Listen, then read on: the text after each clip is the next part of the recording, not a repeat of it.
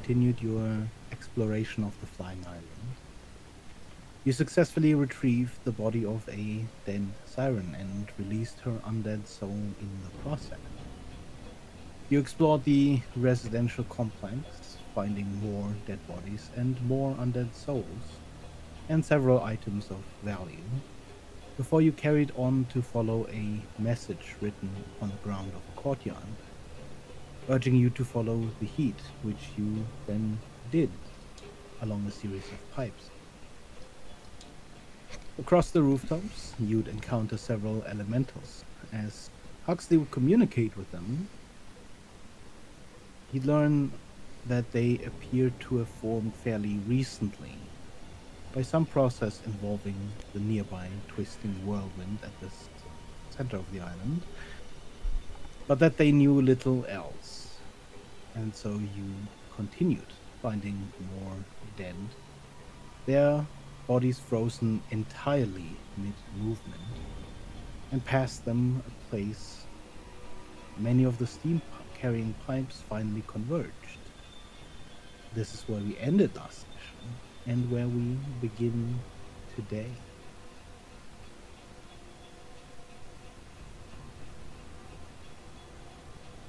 Before you lies a large circular chamber filled with water, and at the center of it lies a large set of canisters of large steam hissing boiler.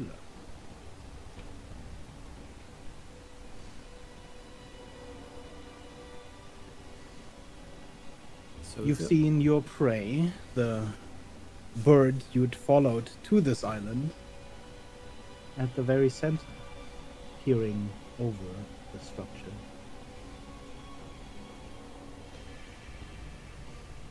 is it like much warmer in here?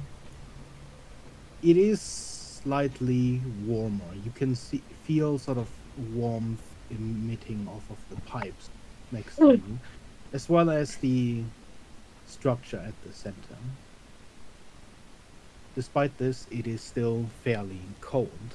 The water especially seems to give up a sense of cold still. And then, yeah, how deep is the water? It's difficult for you to tell. There's this sort of incline. At the beginning, where the stairs begin, it is fairly shallow, but it seems to go deeper the further it gets in. Okay. At about this point, at about 10 feet deep, you can no longer really see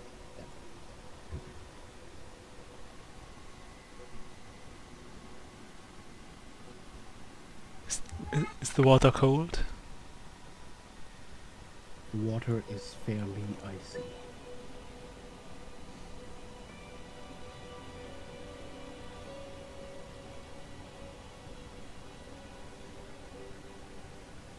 Has the bird done anything other than peer over at us? Not so far.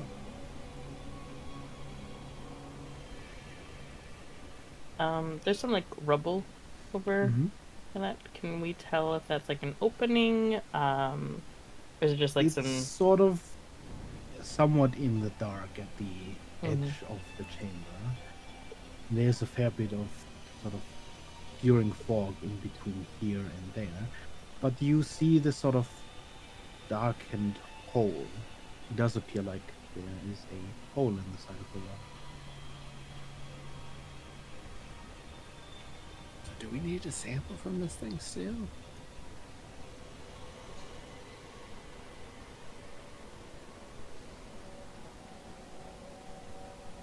sample was likely more to test the extent of the blight in the area.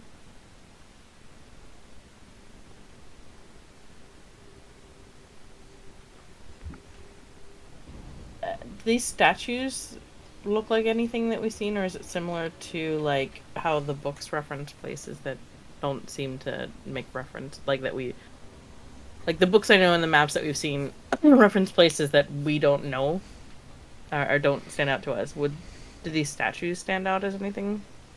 Go ahead and roll me a go with speed.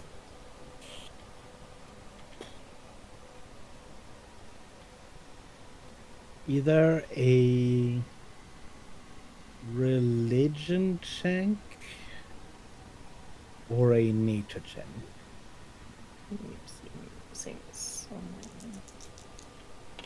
You're still at foresight.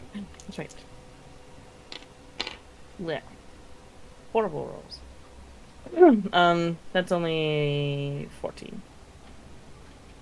And was that religion or nature? I'll go with religion. It's the same for Okay. me, so. I don't know. The statues arrayed around the structure do appear to be in reverence of some kind. They're fairly large, and despite the sort of state of everything, the clear sort of modifications made to the chamber, you can sort of see that the statues themselves were largely avoided. Aside from the fact that pipes, were led around them, they do have mostly, despite looking largely humanoid, have very sort of maritime attributes, especially in their faces and heads, mostly resembling certain species of fish or crabs, as far as you can tell. We'd seen the note about them talking about building in space.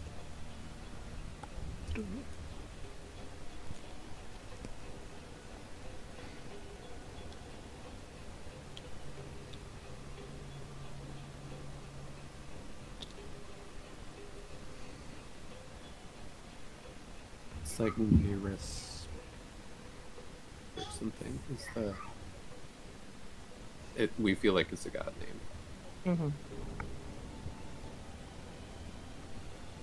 Yeah, so this is probably the altar chamber that was being It referenced. feels like it.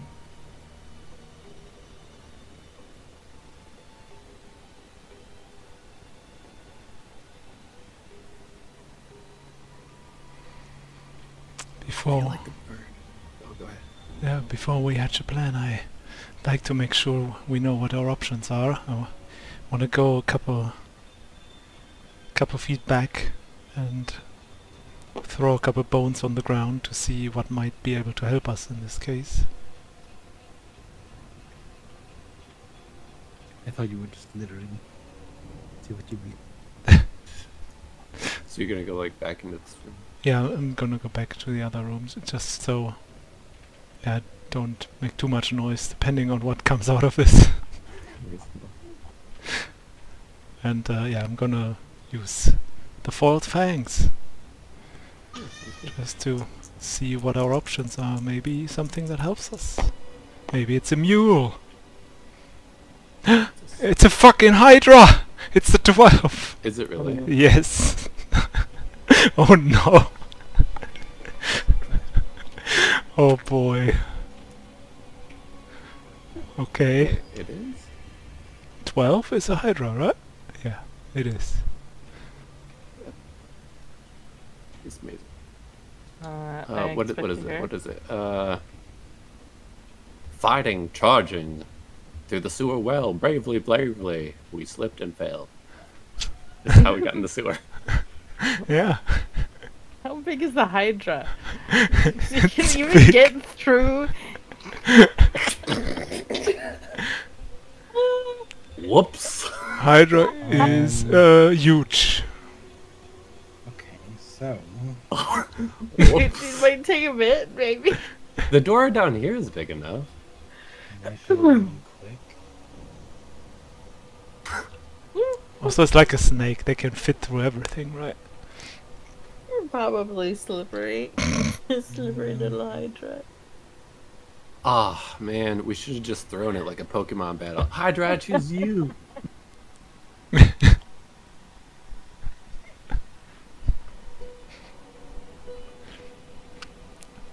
Look, I didn't expect that actually roll the fucking Hydra. Okay, it's not too big. I'm trying to adjust.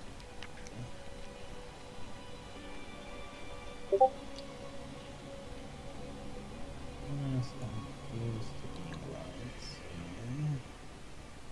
huge would be like this. He looks like he could make his way Yeah. down the stairs.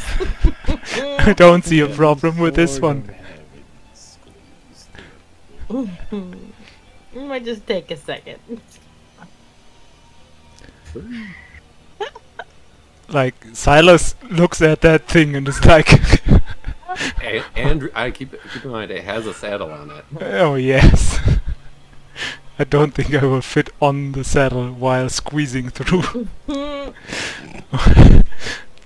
Look, I stare at that thing for like at least 10 seconds and not knowing what I did there. And then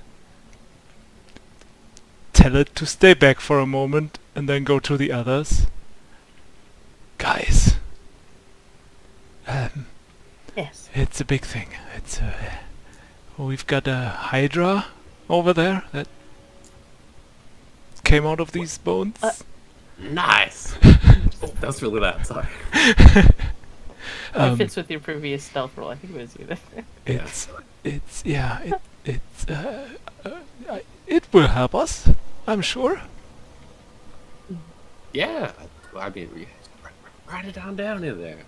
I think we gotta clear this bird out of here anyway. Yeah. It's Okay. a lot. I will. Just so you guys were prepared. I'm gonna bring it over now. We'll move Yeah, out of the way squeeze. Yeah.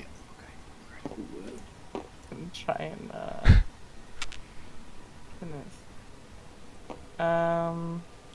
From the dark, first one head appears, then a couple more. Oh, I see it, dude. I see it in my mind. I'm gonna. Yeah, the Hydra can squeeze down the stair, partially due to its sort of slender build. You can make your way back to the chamber.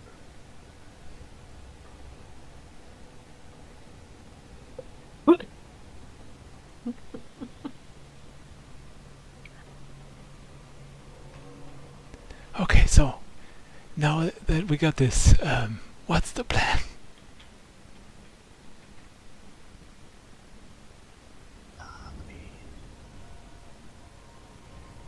We can attempt to quickly take the creature out, or subdue it, or see if it just stays there while we look about.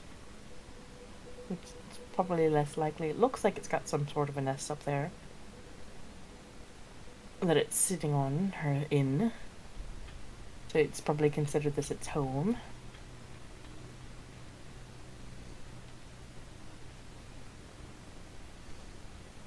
I'd say just ride the Hydra up there, and maybe we'll try to like cover the exit, or that hole in like this, and yeah, it wasn't that tough. Just charging and attacking? Yeah. Looking over to Ablin, surprised that this is actually the plan. I mean, Well, I'm not as familiar with your Hydra. My only concern is the behavior that we've seen previously of the bird and how it's affected people's minds. I don't know if it could also affect your Hydra's mind. oh, Valid point. I mean, So you need to anticipate that as a possibility.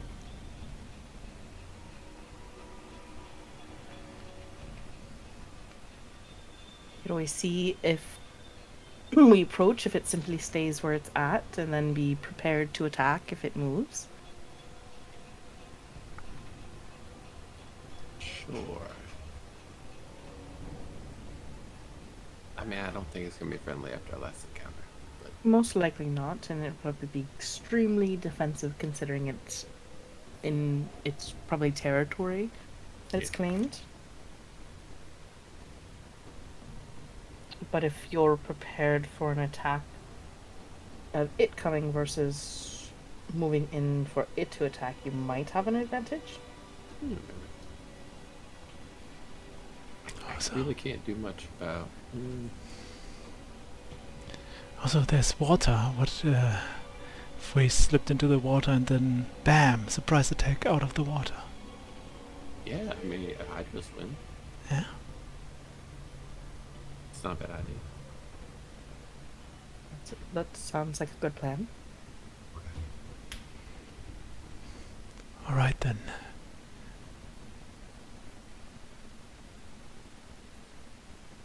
What do you say, Hux? Wanna ride a Hydra? I know you can't talk right now, but maybe you can nod or something.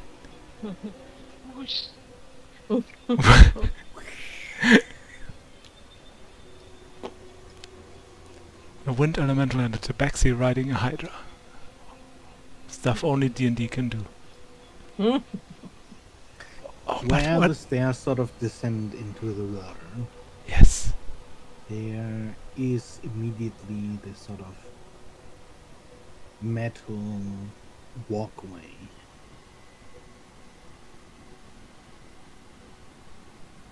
Do you step on top of it, over it, or I would like go to the side here and try to avoid the metal part and slip into the water over there. can you give me a stealth roll for the Hydra? Sure can. It's got +1.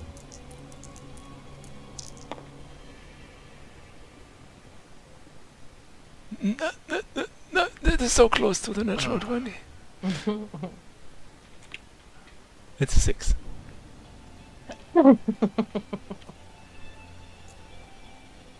Given its size, and despite its sort of, snakish grace, there's a certain weight to its main torso.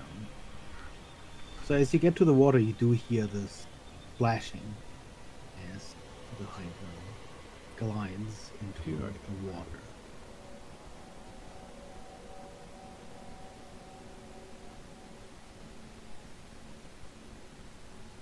As you hear the splashing, go ahead and roll me a perception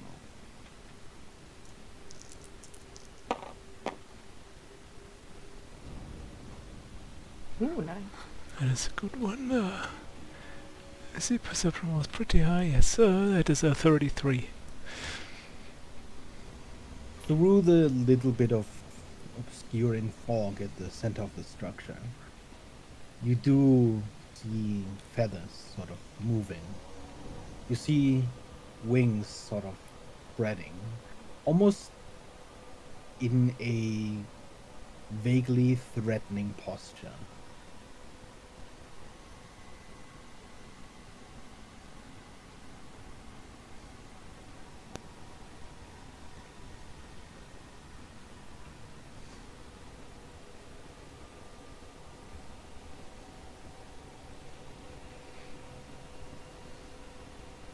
Okay, dive down, dive down.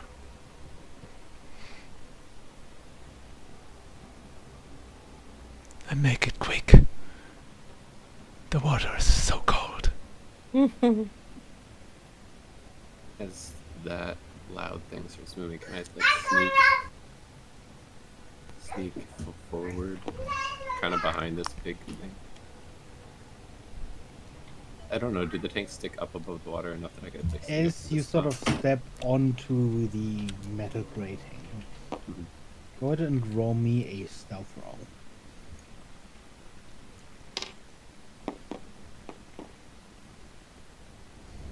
Yeah, that's pretty good.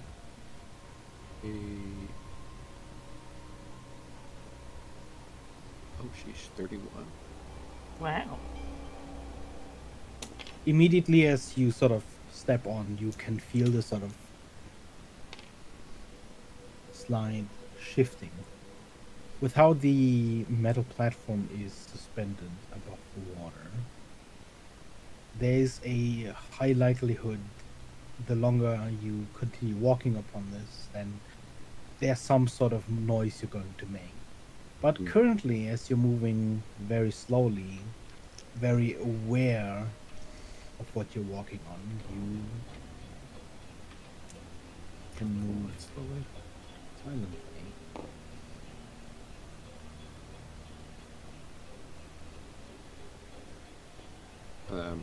Wait here. As the cold water starts engulfing you silently, Yes. can you go ahead and give me a con save?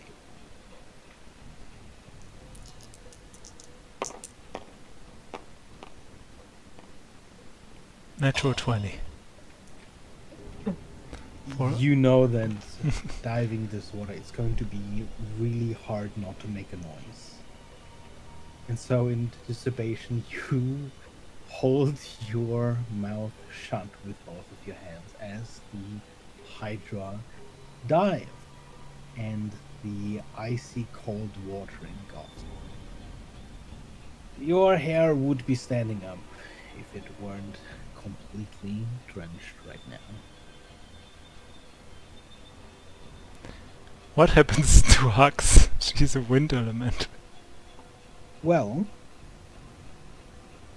as you observe the form in front of you, you would half expect bubbles to sort of bubble up out of the water. But in a way, these bubbles, this sort of air form that is Huxley, or that surrounds this sort of dense fog, almost like a maelstrom observed underwater, seems to simply swirl around in a circle.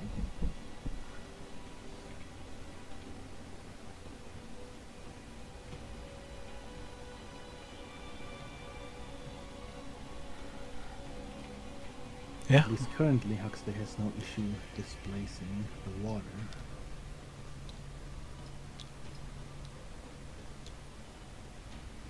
And yeah, I'll make the Hydra swim forward.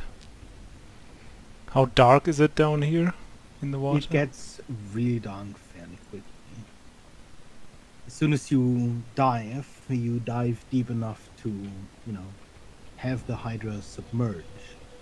And at this point, all you really see before you is this bluish dark depth that you can't really pierce, especially through the shadow cast by the structure, sort of hanging over it. There's this slight bit of light you can see from the surface, which is eclipsed by the shadow of the structure. How tall are these? Fairly Boilers? tall. At the edge here, it would probably be about 15 feet high. At the very top, as it is, sort of dome shaped towards the top, it's about 20 feet high. Everyone will try and quietly fly, mostly glide, to kind of reach over by Rat. Okay. Close to the water, or? Staying lower, trying to stay under the as much as possible, and not easily in the line of sight of the bird. Mm-hmm. Technically, I think 2 turns to get over there. But so just pausing a moment to make sure nobody else is doing anything real fast.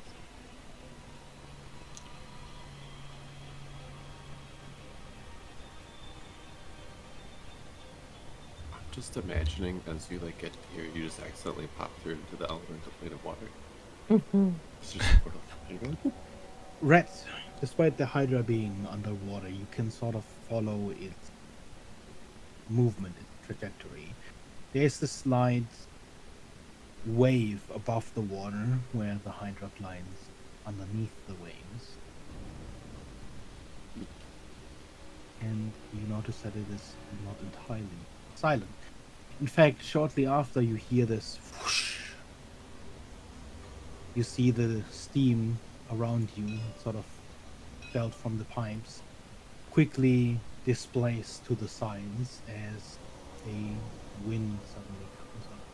You hear the clank, and you see the shadow of the bird's movement. Evelyn, you at a slightly longer distance see it a little bit more clearly the bird with a slight sort of wing assisted leap lands upon the large pipes at the center of the structure. You see it still sort of holding its wings upwards in a gesture that you can only really place as the bird trying to seem as big as possible as it peers out over the water. Silas, you do not see the bird, but there is a slight shift in shadow as you approach the underside of the structure.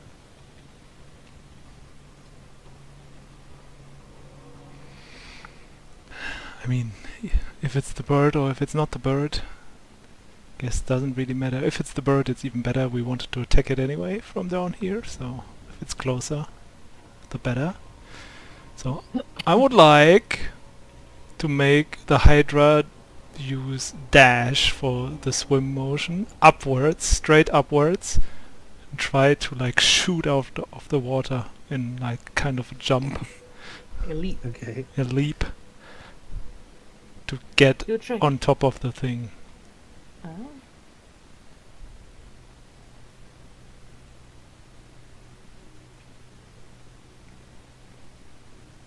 Go ahead and roll me an athletics check for that. Or if there's no athletics stat, go ahead and just make it strength. Strength is actually not too bad.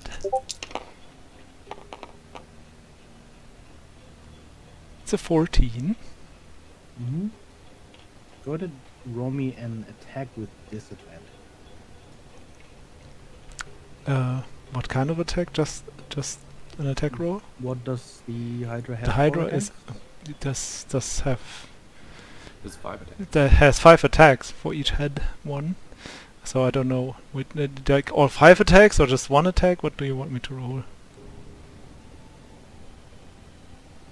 Has as many bite attacks as it has heads.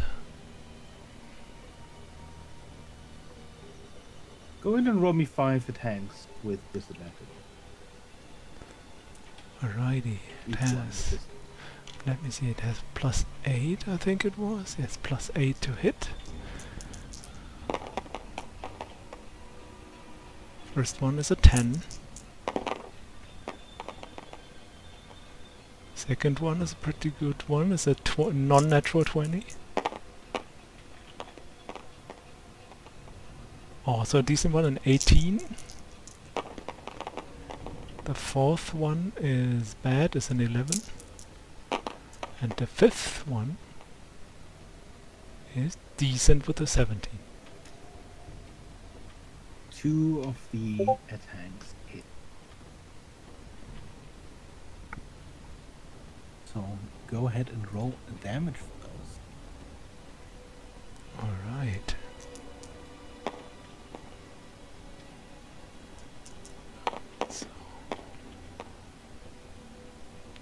So 17 piercing damage.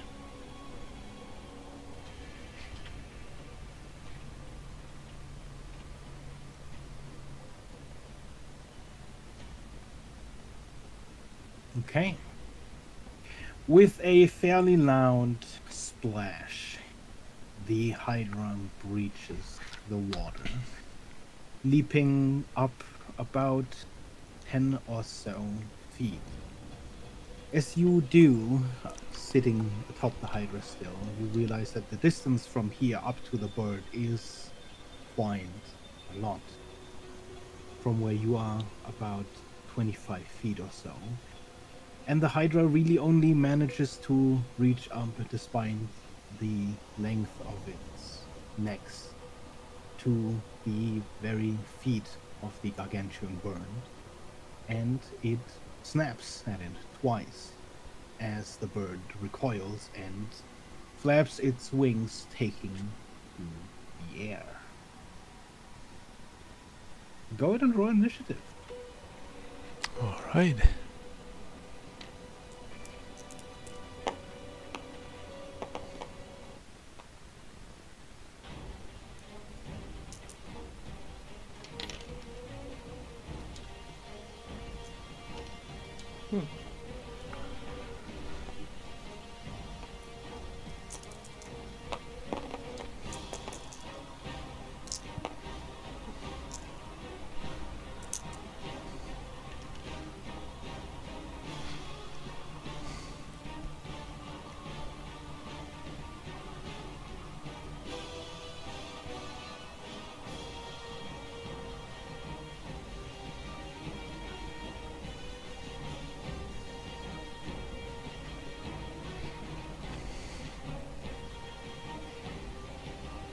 Salty and Freya have the same. Mm-hmm. I have a +3. Plus Or, two. well... Yeah, +3 is That should be 9. fine.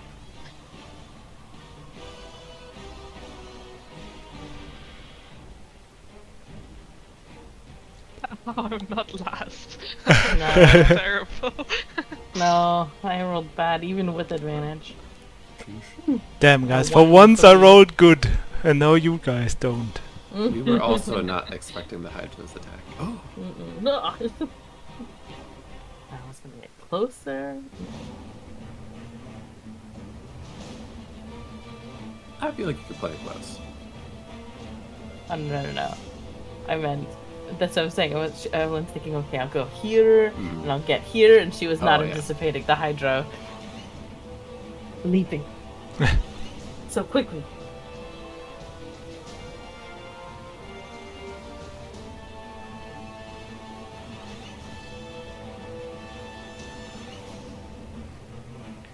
One second.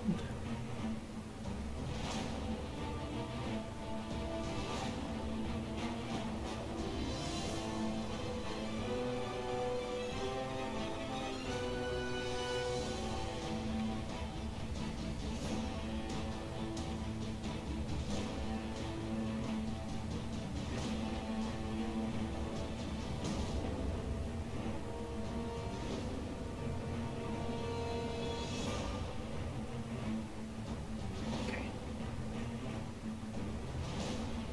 Um,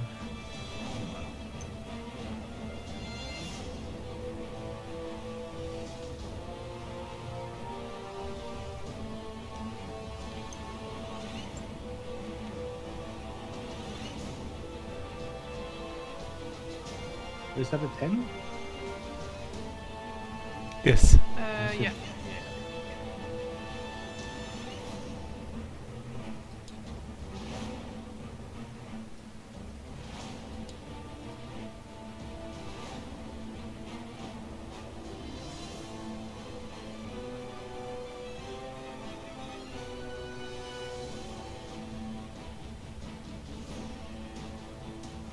And you just made it up that I won't be able to raise it.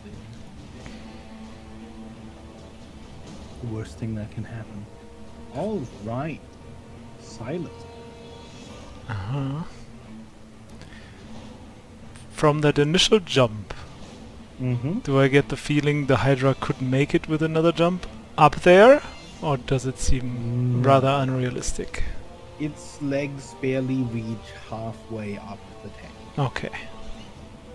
Its heads were just barely to reach over the able to reach over the top and sort of snap at the bird's feet. Mm-hmm. But even if they clamped onto the metal, it would just sort of hang at the sides. I don't think you'd be able to. I guess you'd be able to sort of determine that just from its general build. The Hydra, even if it's sort of clamped onto the side with its head, Yeah. would probably dangling off it, still not be able to sort of climb up and over. It has fairly stumpy legs. Good point. So, What I know of these. What's the name again? Pipes? Pipes, yes. I've seen the pipes. It could probably climb the pipes, right?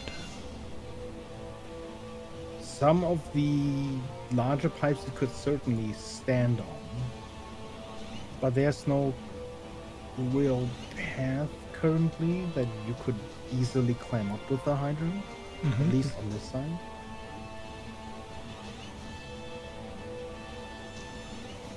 It was from water surface to up there was like 25 feet, you said, right?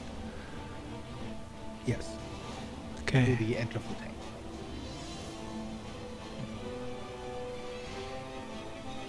Okay, and the bird started to fly up or is already up? It's sort of hovering slightly above where the Hydra bit. It's not really fully in the air yet. If you were to stand on the tank, you'd still be sort of able to reach it.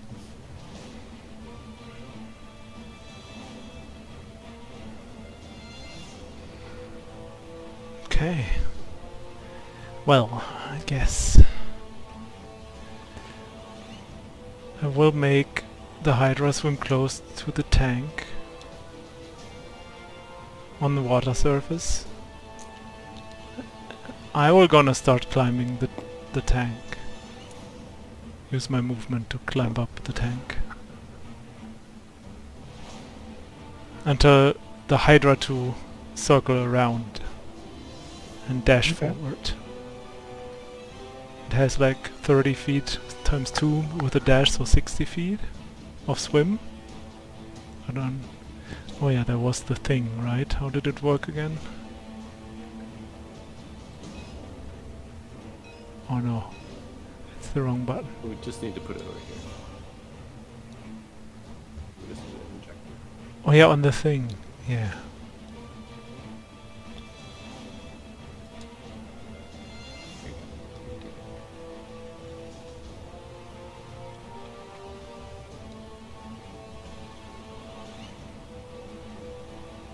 Again. So,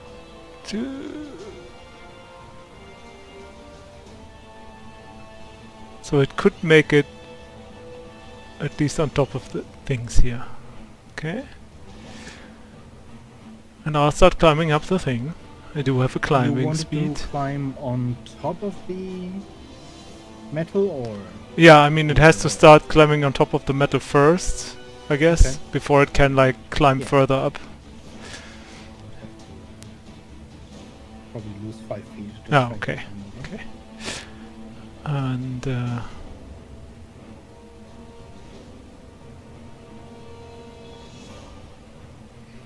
so I can climb up 20 feet, that's my climbing speed. How close am I Can to you the... go ahead and Oh, yeah. roll me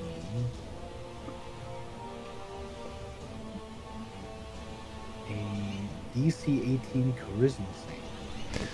Sure can.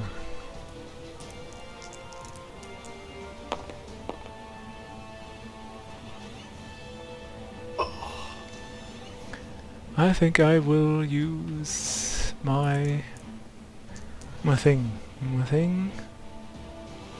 which lets me reroll saves. Indomitable. Indomitable. I'm out of words today. Words are just not there. Indomitable. You know what? I'm just doing it again. Indomitable. Natural one. It gets worse every You know what? I have a last try, and I might as well use it. It's a high. Oh, no. Oh my gosh. It's fine. Okay, It so was hard for me. I have a +1 only, so it was hard for me to do it anyway, but I just Why want don't to roll try. me a 1d8. 1d8, he says. Rolled a 7. 7.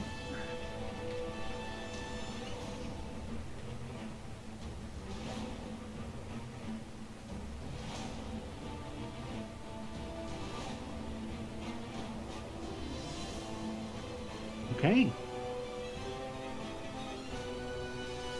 How much movement do you have? I used 20 feet of movement to climb up. Mm-hmm. That's my climbing speed, so I don't think I have more movement left. Okay. Yes. Yeah. There is no other creature within reach, so you're gonna have to make an attack against the bird. Is the bird Until the start close of your enough? next turn, you can also not take any reactions. Uh-huh. So no reactions, and I have to attack the bird. Mm-hmm. Like right now? Like, is it close enough that I could attack it? It is within reach. You could reach it.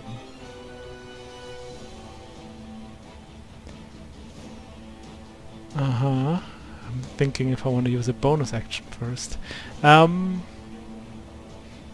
Sure. I would like to use my bonus action to Misty Step on its back.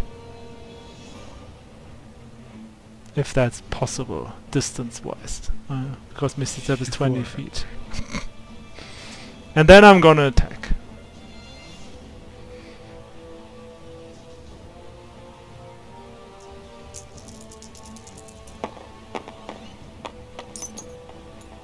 And the die is killing myself. The green die is not your friend today. No, the green die is a traitor. A mean traitor. Mm-hmm. So the green is just a 15 to hit, but the others are a 20 and a 20. No, it's a 16 to hit, 21 to hit, and a 27 to hit.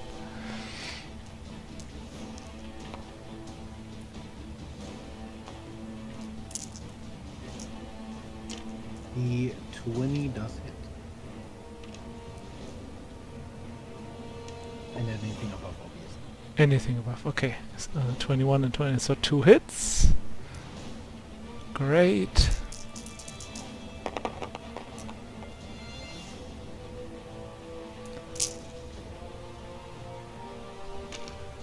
So it is 26 damage. Mm-hmm. And that's my turn. Okay.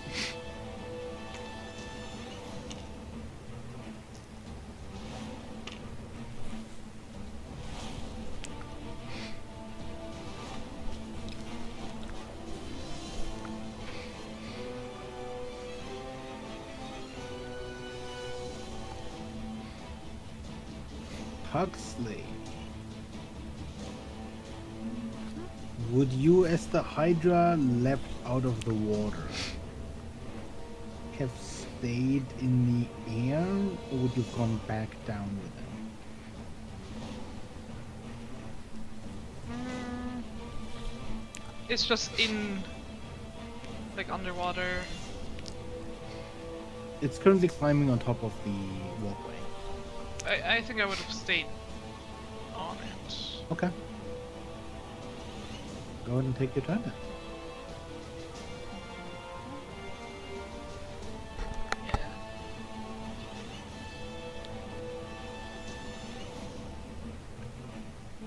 Fly to the birch.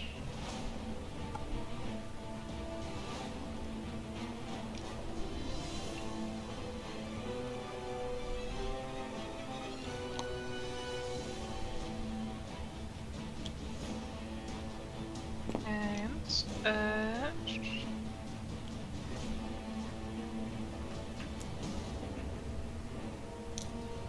hit it. Yes. Okay.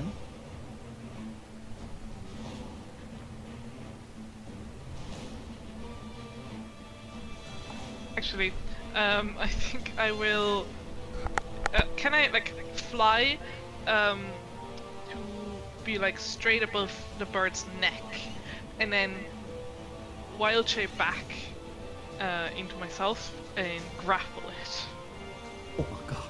You could. That's roughly also where Silas is standing at the moment.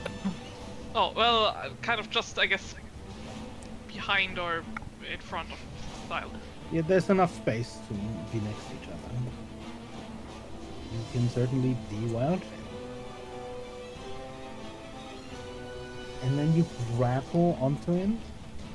I kind of want to, like, grapple it. Well, I guess I want to, like, wild shape back into myself as I'm falling and then holding onto it, fall to the ground. So I, like, grapple it while pinning it on the ground. Just so I can fly away. Trying to wrestling it to the ground. This is a gargantuan creature. But I also have the strength of a cloud giant. Well, you can hold on really fast. I don't know how you would want to pin it. You don't really have the weight to pin it to the ground. That's fair. Or the size, the frame to pin it to the ground. You know what I mean? Yeah. With your strength, you can certainly, sort of wrap your arms around its neck and hold on tight. If you were hold onto to- its foot, Like while if you standing on held the onto ground. its foot and also onto a rail, like, Captain America holding onto a helicopter kind of feel. Mhm. In that way, you could certainly grapple it to hold it, but not while you're on it. You're like too far away Yeah, from the yeah, ground. that makes sense. Okay. I guess then I would like land here next to one of these holes Okay. and do that. So you hold on to, you wild shape back, you hold on to one of the pipes, and you hold on to its foot, its claws, or it's got a very long tail. What do you hold on to specifically? Kind of like the foot, I guess. Okay. Yeah, maybe Either which way is fine. It doesn't really make a huge Yeah, yeah. difference. just a foot, I guess. Okay. Go ahead and roll me an athletics roll. Athletics check. Yes, this will be opposing strength. Shaping back to forms. Reach. Oh, that's a high roll. 18 plus 9. It's 27. Yeah, I have math 23. Okay. You sort of hold on to the foot, but you can fairly easily tell just due to its size. It is a very strong creature, and it rips free of your grip. That's my turn. Okay. And first,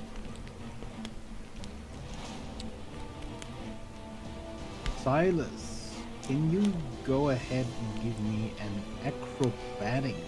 Actually, it would be a strength save. I guess it would be a save. Sure.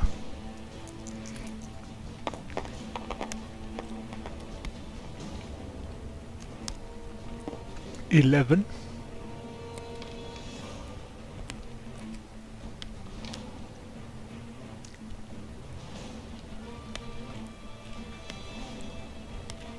I use a Can reaction you to roll me a d20? Yes, one. Something.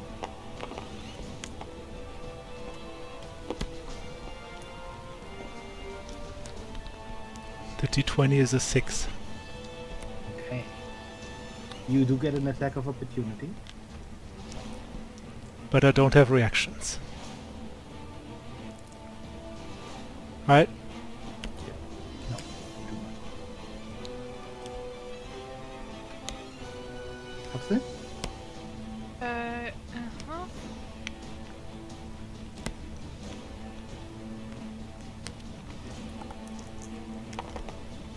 I have to remember my abilities. It's been a while since you fought in flesh form, huh? Oh my god, all my rolls are terrible. All of you guys Same. are Ugh. terrible right Yeah. Yeah, I don't think a 14 hits.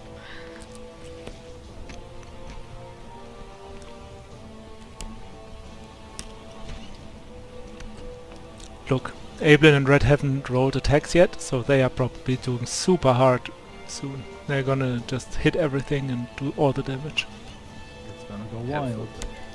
That's what I heard. Oh, no, that is not. Okay. So you see this creature almost in this moment of hovering, just quickly slam its wings, almost like a clap in front of it, and it shoots backwards at quite the speed, sort of spiraling through the air and slamming into the wall on the other side of the chamber. Silas, you rip loose of its back and you land on one of the boilers. It's a bit of a hard landing, but nothing you would really take any damage from. As you see it at that wall, you see it attack the wall. You see its claws moving, raking across the stone and ripping out several large chunks of the stone.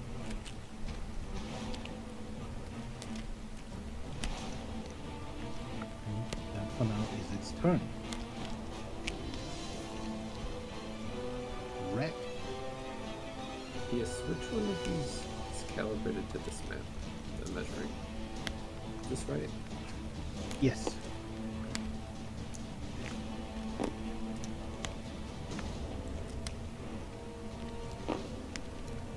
I want to try to get where I'm within 30 feet of all three people. But I can't Okay. really Are tell. you flying over, I'm assuming? Yes, it's going to fly over. I don't know if it's possible. Whoop.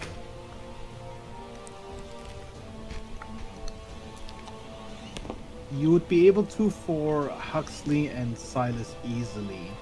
The Hydra is also 20 feet down Yeah. from where you are. If you're on the boilers up there. Yeah, that's fine. I know what I must do. I'm gonna fly over this so I can target the Hydra and instead of these two. And Oh, okay. I'm going to cast distance spell. Fly on Hydra. Ooh. Okay. The Hydra gains. It flies. I know it's a bonus action to get control of the Hydra. Is that just for Soleil? For Silas? Or would I be able to use my bonus action since... You'd be able to sort of take over control, but you don't get 2 turns in a round. If that makes sense. Oh, okay. I'll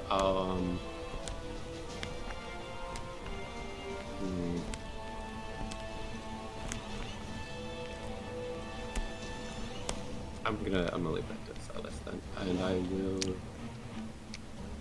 as a bonus action, instead inspire do a bardic inspiration to Silas, Okay.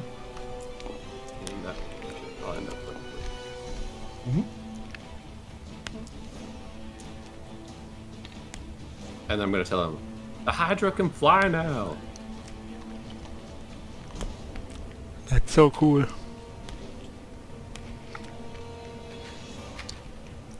Emily.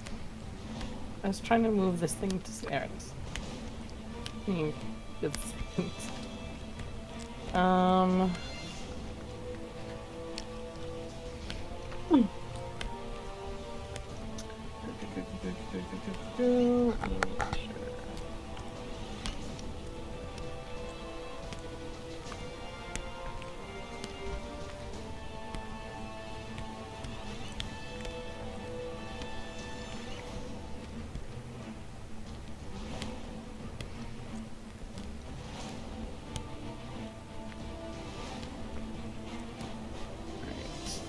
So if I move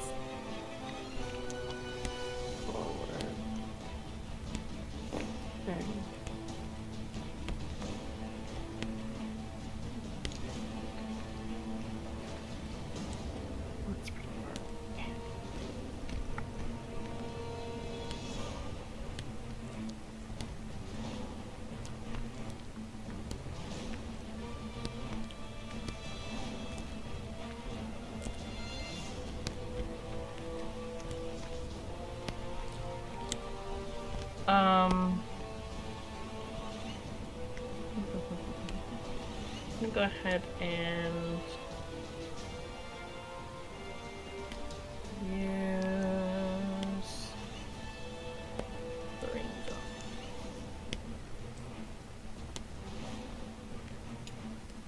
So far away.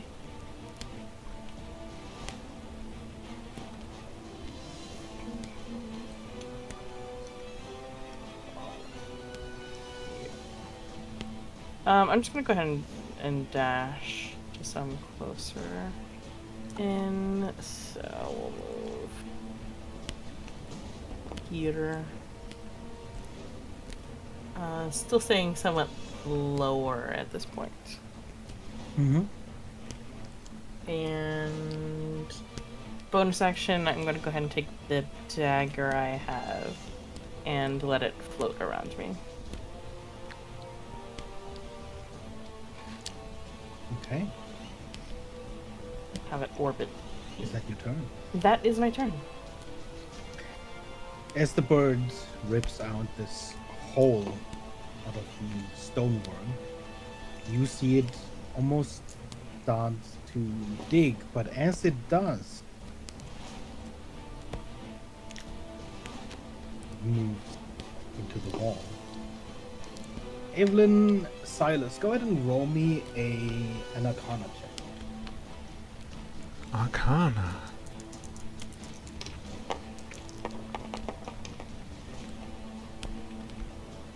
That is 14.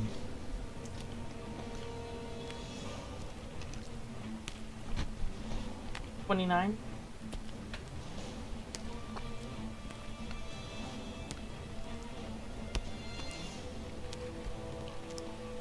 Evelyn, you understand what it is doing. Both of you see it sort of, physically rip out the stonework. But as it makes a sort of digging motion towards the earth, you don't see any of the material spill out. Instead, you see it just sort of glide into the earth, the rock beyond. Oh. And as it leaves behind this hole in the stonework, you still see an undisturbed rock wall. Evelyn, you know what this is. An ability that some monstrosities have. A magical method of movement. Specifically, this would be an earth glide.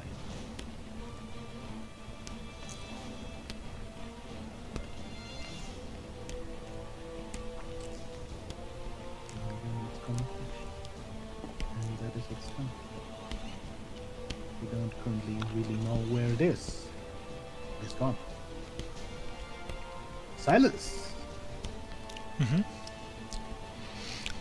I know what to do if you want if you want your parents to show up. I'm gonna run towards the eggs. I'm gonna start stuffing them into my bag of holding. These eggs are fairly large. Mm-hmm.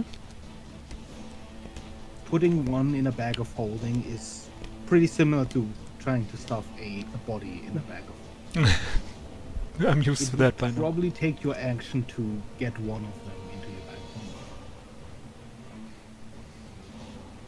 Yeah, sure. Now I'm gonna, while I'm doing it, I'm gonna scream, "Oh, this is gonna be a nice omelette for later!" To make thing hopefully show up again.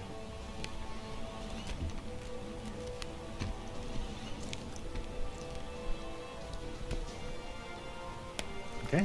Oh, I guess I'm gonna use my bonus action for something. Do we remember if it had like a weakness that my character would know it had when we last fought it, or didn't we find out anything? Like an elemental thing? I don't think you found out anything of this before. Sure, then I'm just gonna make it sure. Telling the Hydra to do something specific is a bonus action, if that matters too much. I'm gonna make my bow, give it a chromatic infusion to make it also deal additional acid damage Okay. as a bonus action. And that's my turn then. Okay. Huxley.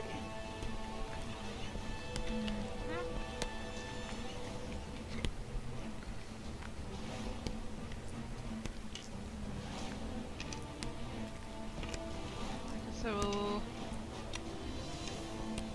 climb up to actually.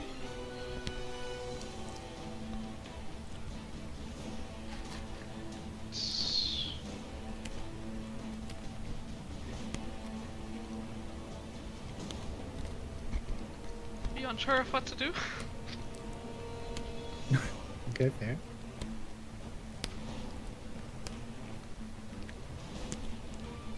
Hold an action to attack anything threatening. Okay. Something threatening does show up. You see, hear, and feel the wall on the far side blowing open as you see Raptor attacking. Sort of almost half reaching out of the rock, but still half submerged. Oh, I forgot my Hydra. Can I move my Hydra? Yep. No, it's a bonus action, so no. Isn't moving regular? I thought it was something specific as The Hydra will act on its own to attack things, just for regular attack, but telling it to do anything specific is a bonus action. I see. Okay. Okay. That is, however, its turn. So red. But, like you said, I'm gonna go over there. And I'm gonna tell it to do something with my bonus action. But it's gonna fly over here. I think it flies like a 60. Mm-hmm. Oops. Sorry. Gertrude was in the line. I don't know if I can really attack it while it's inside a wall. Partially out of the wall, right? Is only half submerged. As it broke open the wall, it's sort of peeking out like a diglet, I guess. If you needed to visualize it. Not like a wiglet. Is it enough to attack with the Hydra? Yes. That's what I'll tell it to do. Is it disadvantage or good for regular attacks? It is regular time.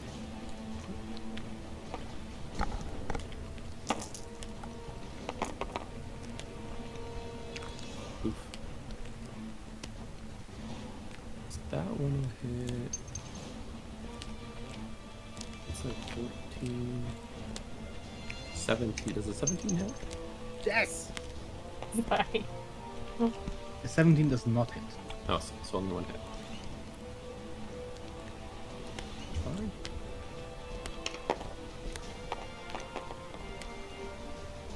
Uh, 7 piercing damage. Mm-hmm.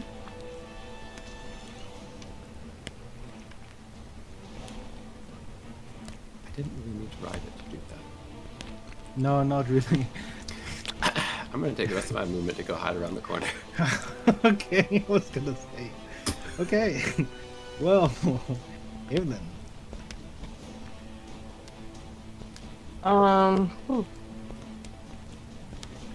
I think I can see where it was. So I'm gonna move. Ooh, oh my god.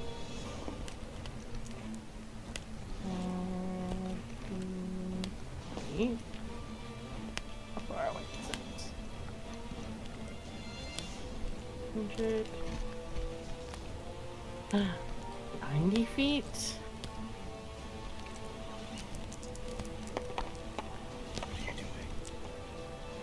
Me? No.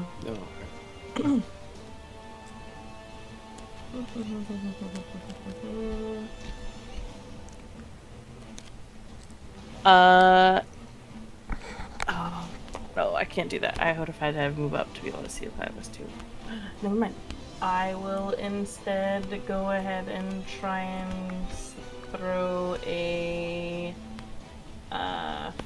firebolt at it.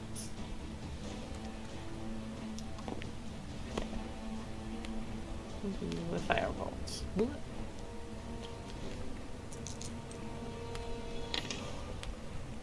That a 24 to hit.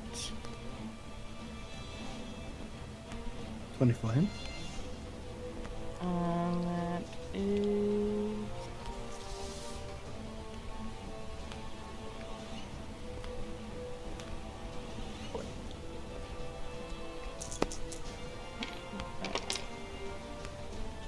Uh, 19 points of fire damage. Mm-hmm.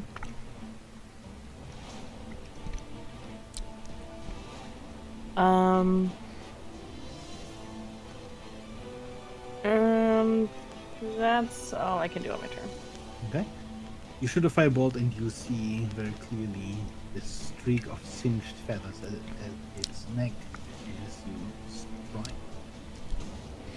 It does see Silas close to its eggs, so it is going to Good. move. Yes, good. Give it to us. The Hydra technically gets an attack of opportunity. It gets 5 attacks of opportunity. Does it? Yes, it No, gets that's one correct. reaction Natural for 20. each of its heads. It gets one reaction. 4 of them should hit. They're over 20. Okay. 2 natural 20s is nice. That's 120.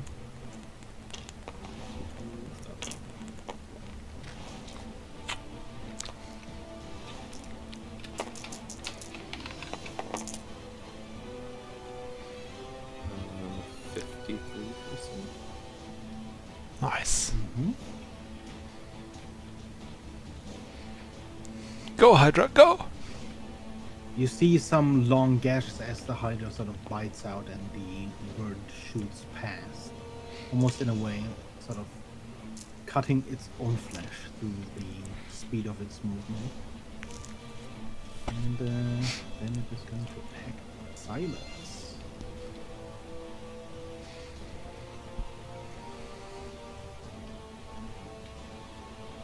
Oh, that was almost a net 20. That is 22 to hit.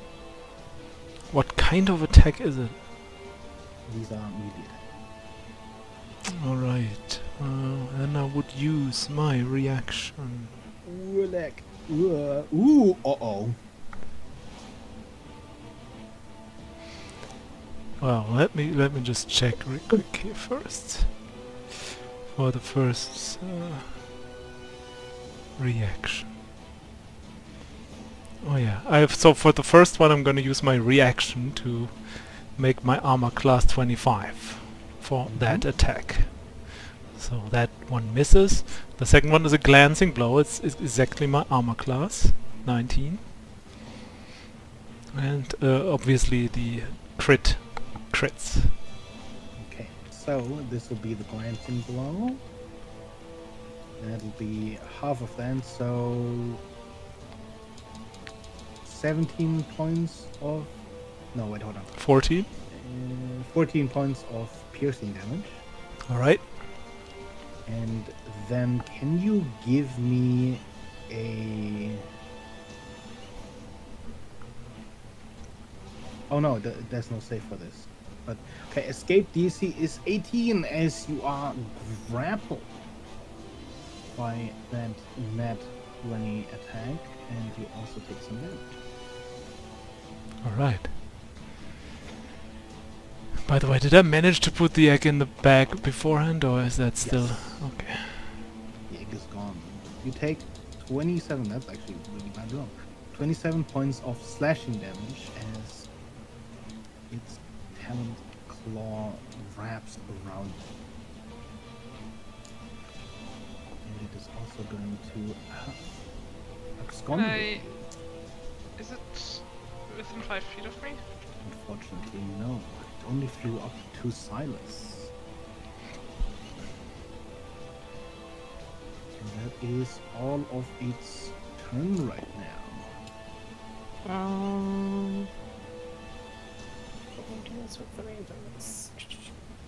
So, At the Rex. end of its turn, Oh. I'm going to use my reaction to use my Chronomancer's eyepiece. It needs to do a DC 16 Charisma saving throw. Charisma saving throw. Plus 5, no other advantages.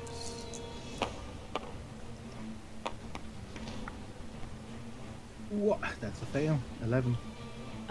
It moves back to. It has to go back to where it started its turn. Oh my god. It's amazing. Okay, but it doesn't undo any of the turn, right? No, it teleports back to where it started its turn. Oh, jeez. Okay, well, Neat.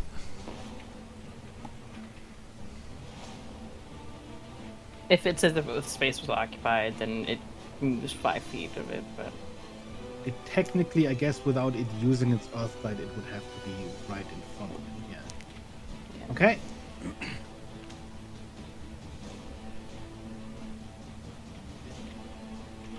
Now it is Red's turn. What a strategy. And, oh, look at that, outside of 30. Wait, hold on, actually, I have to go to the edge, don't I? It's a big creature. There it is. I think I'm... It's within 30 feet, I'm afraid. Can you go ahead and make me a DC 18 Charisma save? Yeah, you got this. Charisma. Oof, that's 15. That's 15? Okay, roll me a 1d8. 4. You do nothing this turn. I'm gonna hang out with Hypnotoad. Sorry, was it Hitler? No. Hypnotoad! Oh no! Wait, yeah, Again, exactly. you I'm like, started.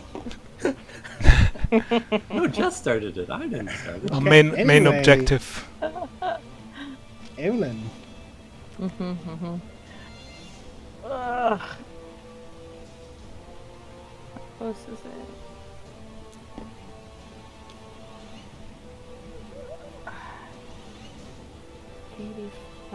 What's the distance I need?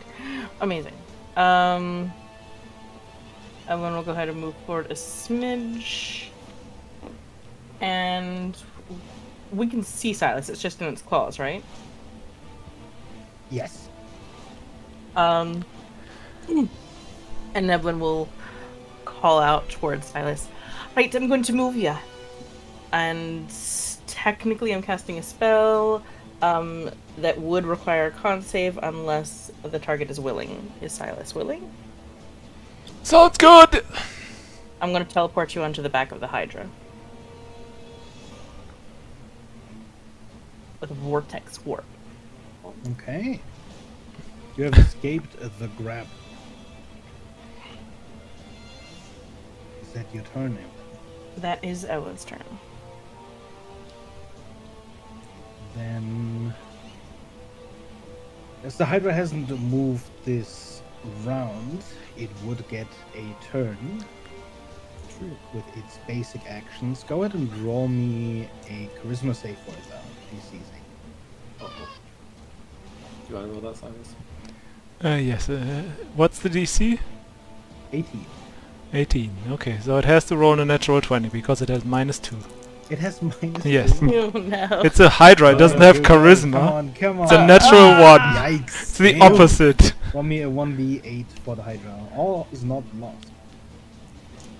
It could still just get to make an attack. Actually, it might have to decide. It's a 4. It's the same. Okay, it does nothing. Then, let's see.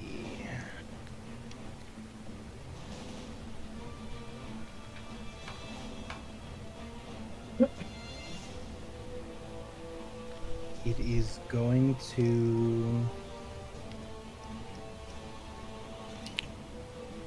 attack the Hydra, the burn. So that'll be 1,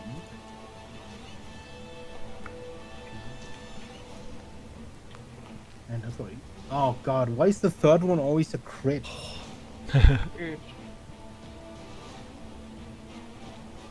Does the 23 hit?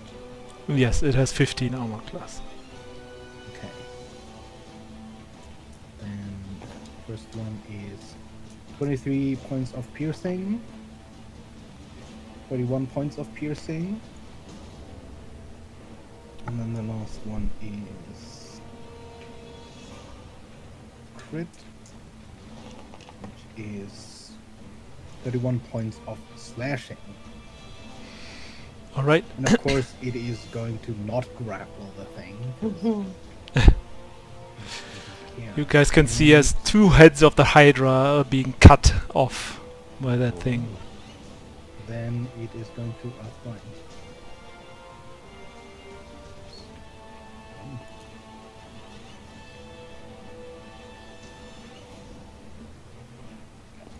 Does the Hydra get the attacks again? No! Oh, Because okay. it was hit by the aura and does not get any reactions. Alright. That's right. And for the moment, the bird is gone. Silas!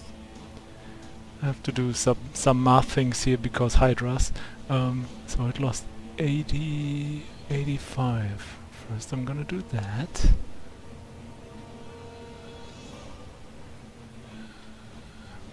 Then now it regains 20 hit points and regrows 4 heads.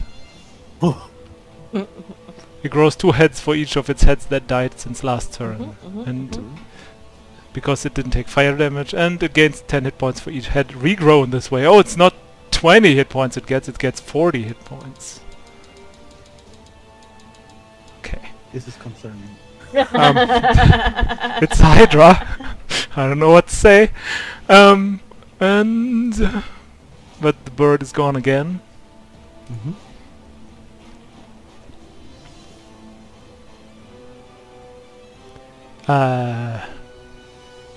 We don't know where the thing is gonna come back out from, right? So might as well fly back to the eggs and make it come out again. So that's the Hydra's movement.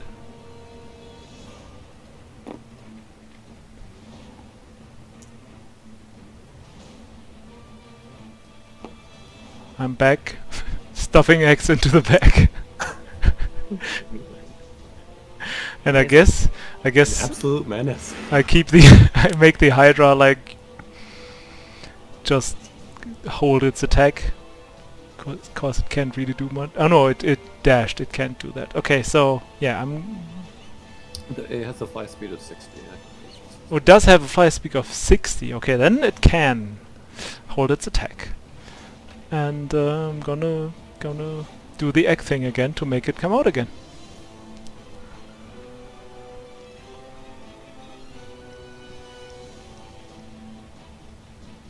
Okay. So you use your action to stuff another engine? Yes. Okay. Concha, you have 2 eggs now.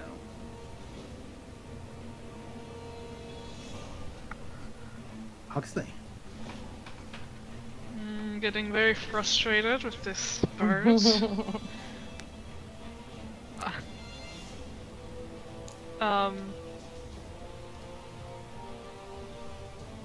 Can I climb on Violet's shoulders Sure. and then hold an attack? Okay. Does Silas resist this, or is Silas okay with it? I mean, it's Hugs. There's gonna be a plan, so it's gonna be fine. Okay, Huxley just climb onto your shoulders. Is Fusion. that your turn? Yep. Okay.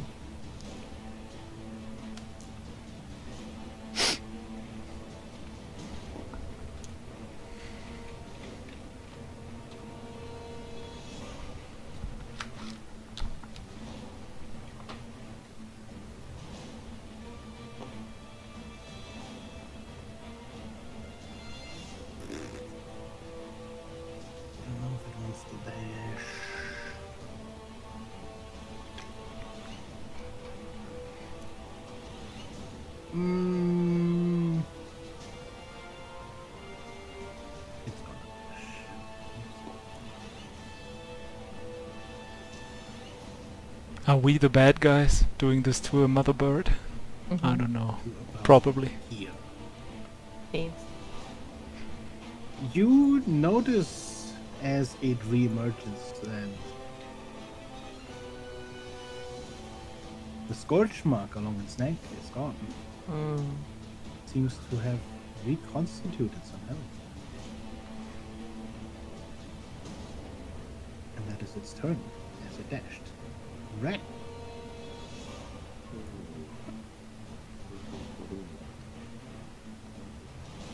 Long way away from here.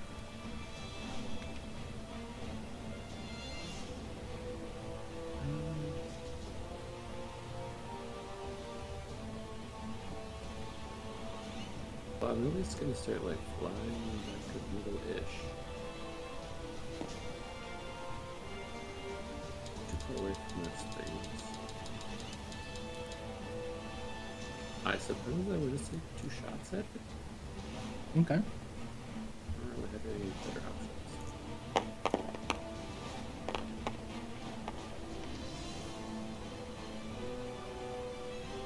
I think one of those is a 22, another is 14, so I'll just one. 22 hits.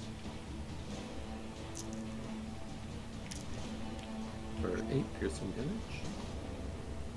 And then. How far is that?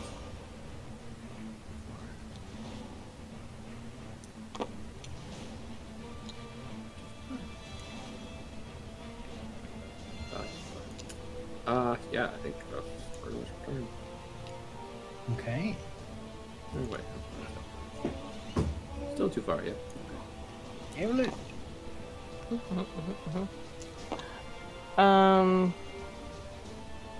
And we'll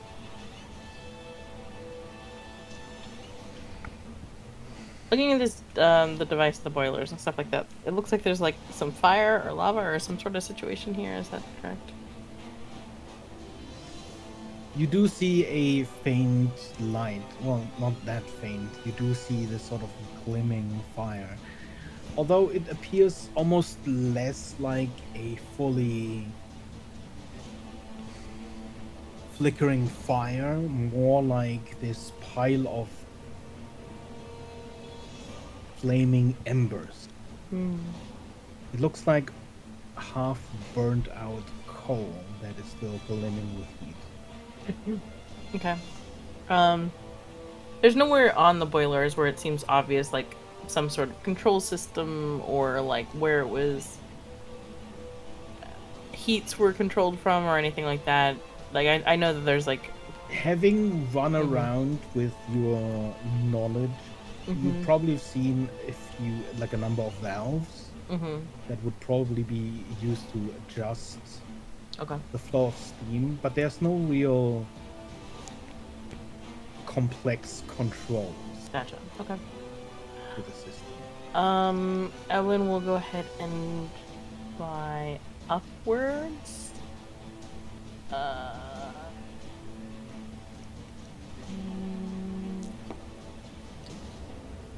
Wait, What's your passive investigation, by the way? she's stupid high. It's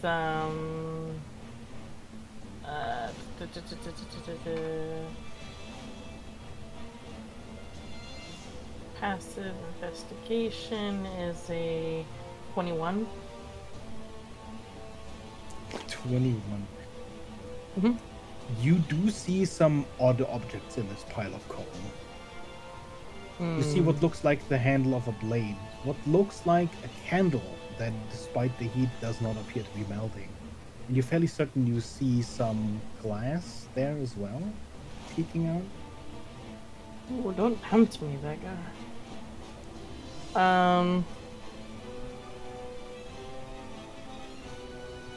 Alright. Evelyn will move this way. Come back.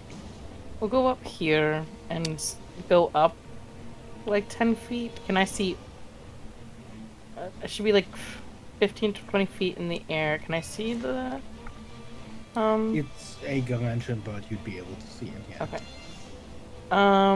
I want to go ahead and. I need. Okay, I'm gonna go ahead and attack it with Chill Touch. Ignore that it just shrank. I'm just doing that so it's easier to deal with the token. Let's roll.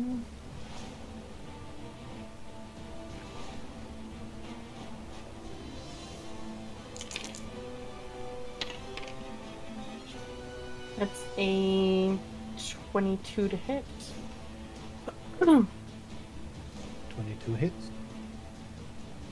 We'll take.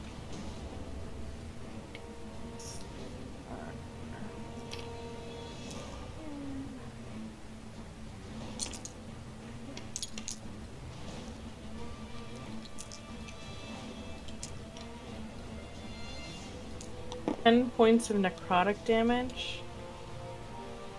And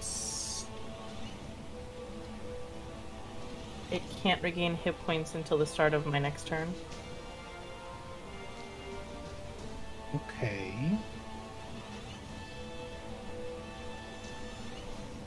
All of that. And that is it for attacking. Okay.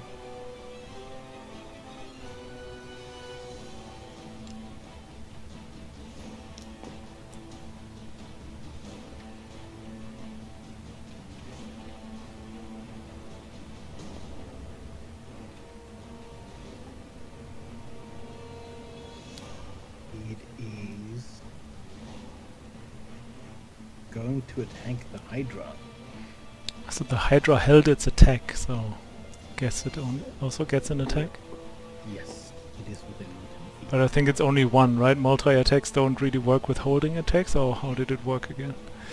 I think you can only hold one attack. Yeah. So even if you have extra attack, you can. Right, okay, one attack. It is.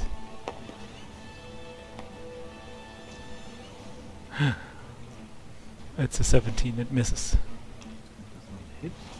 And then it is going to bite the rod. Yes, more hands. Good. Oh, yes. And I have to make a correction first, just so you guys know.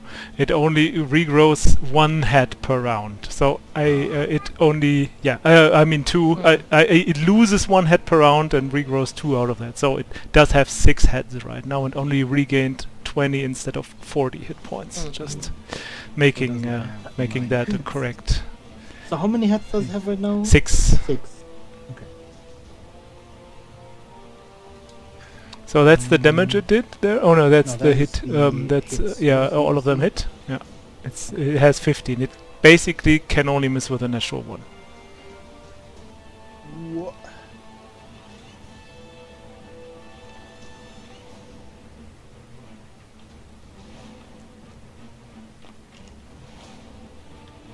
Okay. Ooh, Solid hits 25, 26, and 30. looks pretty bad. The Hydra. And that is its turn for now. It is going to stay right there. Because that would be more fun. 81. Okay. Silas. But yeah, it regrows 2 heads. Loses 1. So now it has 7 heads. Okay. And you know, it has 7 heads. Might as well attack 7 times. Actually, hold on.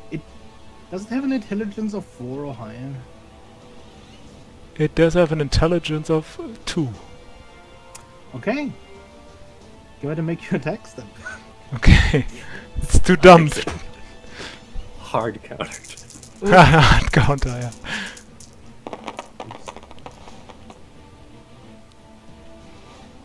So, no, I mean, 4 of them miss, but 1 is a natural 20, so that evens it out a little bit, so, yeah, I guess 4d10 it is.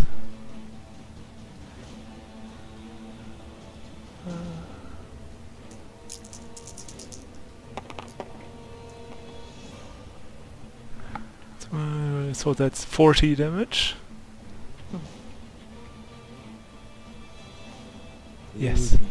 40 exacts. It's starting to look a little worse for wear. And now, so Hux, you are sitting on my shoulder right now. Yeah.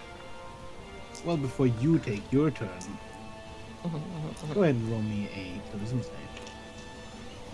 Sure, I'm good at those, right? DC is 18. Plus one, even with the bardic inspiration, it's not gonna work out. Okay, so I fail. Go ahead and roll me a 1d8.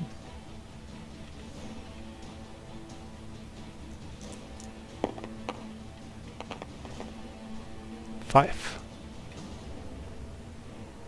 You cannot take an action. You have to use all of your movement to move in a random direction. All right.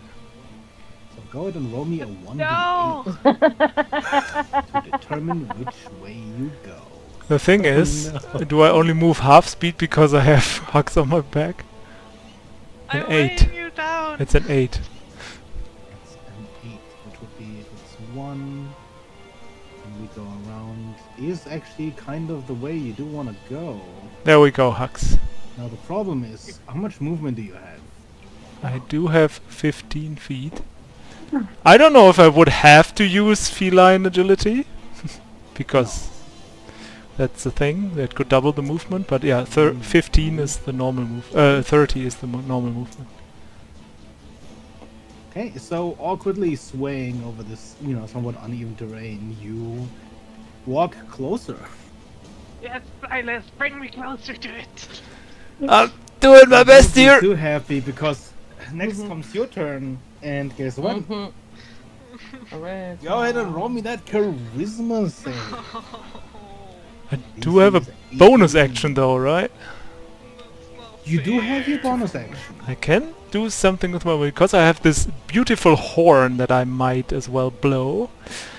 So everyone within 60 feet who is an ally can either use their movement, their reaction to use their movement speed without provoking opportunity attacks, or enter frightened condition, or regain 1d10 hit points.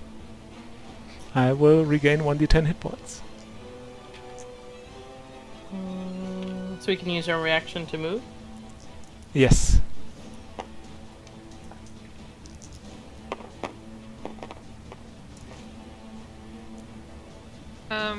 Do I automatically succeed if I roll a nat 20? What, on the charisma? Yeah. I don't know why you're saying it like that. Probably negative to Yeah, charisma. probably You minus. have Because a minus otherwise- 3? Yes. There's no chance of Do you have a minus I have a 3? minus- Oh boy. Yeah, I'd let you succeed on that turn. On the save, really? Not just like a jank, it's on the save? You have a... Well, neither barbarians nor... So I get a -1. Neither barbarians nor druids are Go ahead and roll me a proficient. 1d8. It might still turn out fine.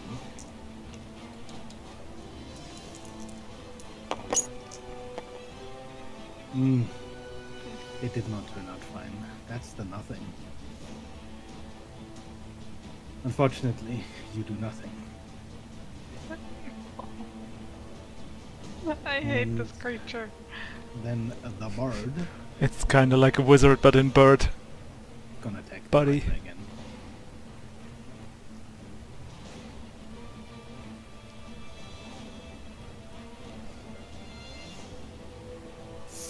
That might actually not hit. Only natural one That's misses. 15. Only natural one misses.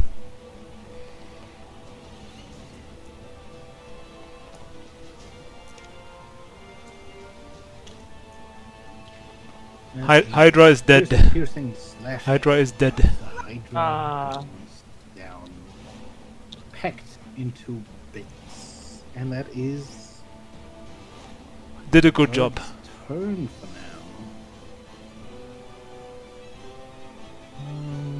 Yeah.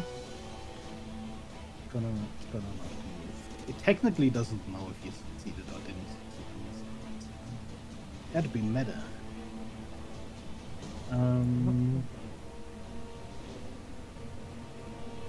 Red? Yes. Can I show real quick? Good. Oops. Yeah. Sorry. Good. I'm trying to move away from the bird, so I'm not in this radius, and you try and throw me into it. Oops. Oopsies. Shoved you down the stair. I'm actually perfect right here. I'm just gonna. You don't want to move closer? Cast Prismatic Spray. You don't want to move like a little bit closer? Nope. I need a dexterity save from my tongue. Probably. It's a bird, it's dexterous, right? Surprisingly, it's got a big fat +0 on it. Our DC is 20. Yeah, it's got a 12, it fails. Alright. On the safe, it actually does have a plus, but it's still fast. It takes 12d6 poison damage. Okay. Oh, sheesh.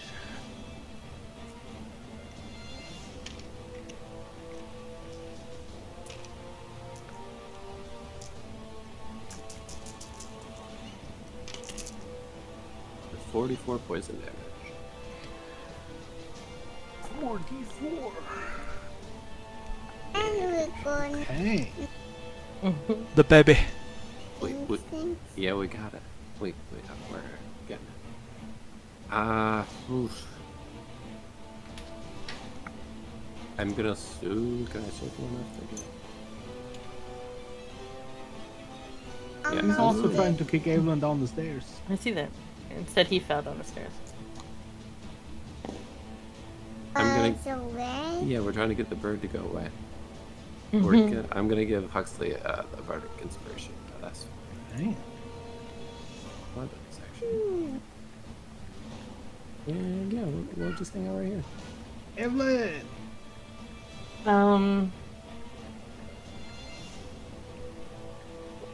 Ellen's gonna go ahead and cast Chill Touch on it again.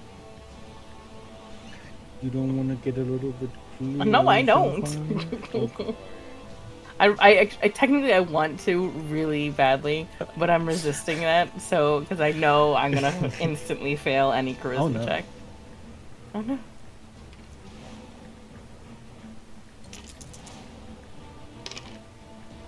Try out. Oh, what?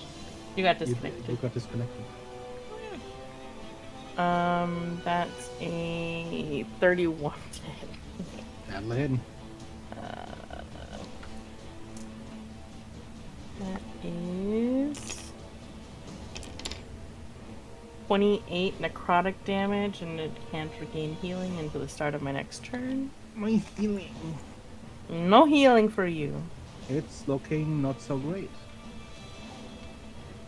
And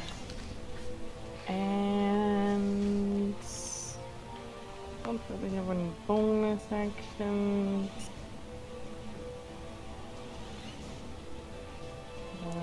See?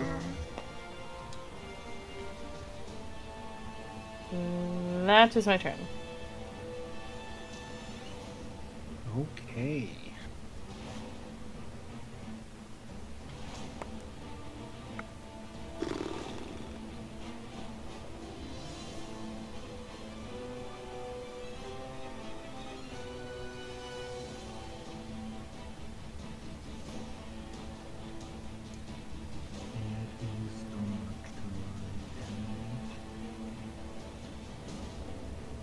Some distance away. Guess it would have to dash to Earth Glide, so it's gonna sort of half submerge. Can I make an attack of opportunity? You unfortunately don't have reactions this turn. I hate it so That is its turn, so Silas, Does Silas get an attack of opportunity or no? he also does not. Oh. As soon as you fail the charisma save, you lose your egg. Gotcha.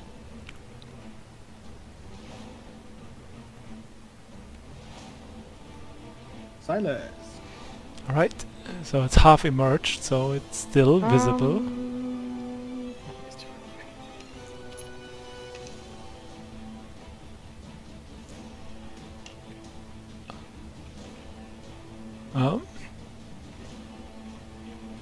Okay, I'm gonna shoot my arrows. My acid arrows at the thing.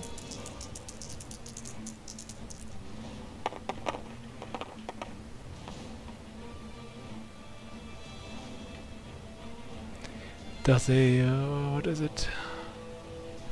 Plus 12, does a 21 hit? 21 does hit.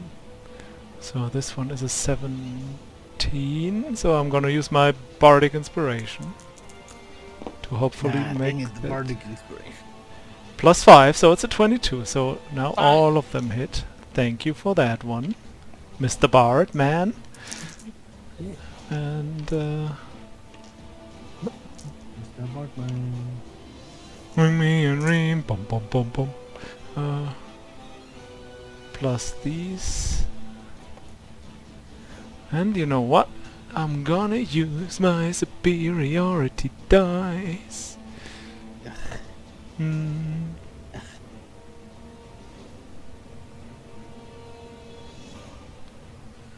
By using a goading attack.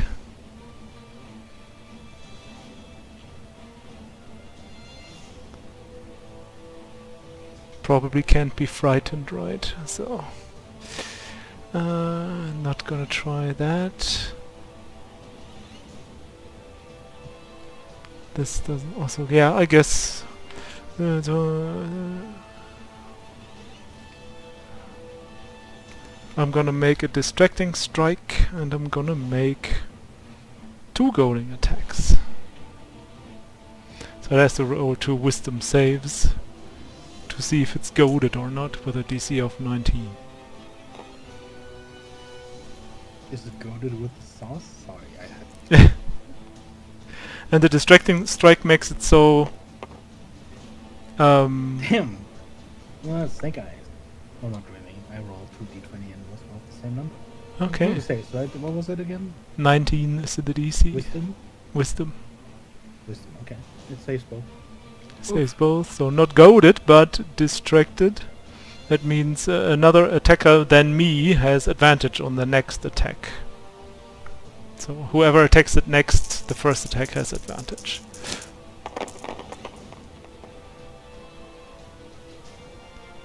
So it is a lot of ones actually, but plus 421, so that is 50 damage total.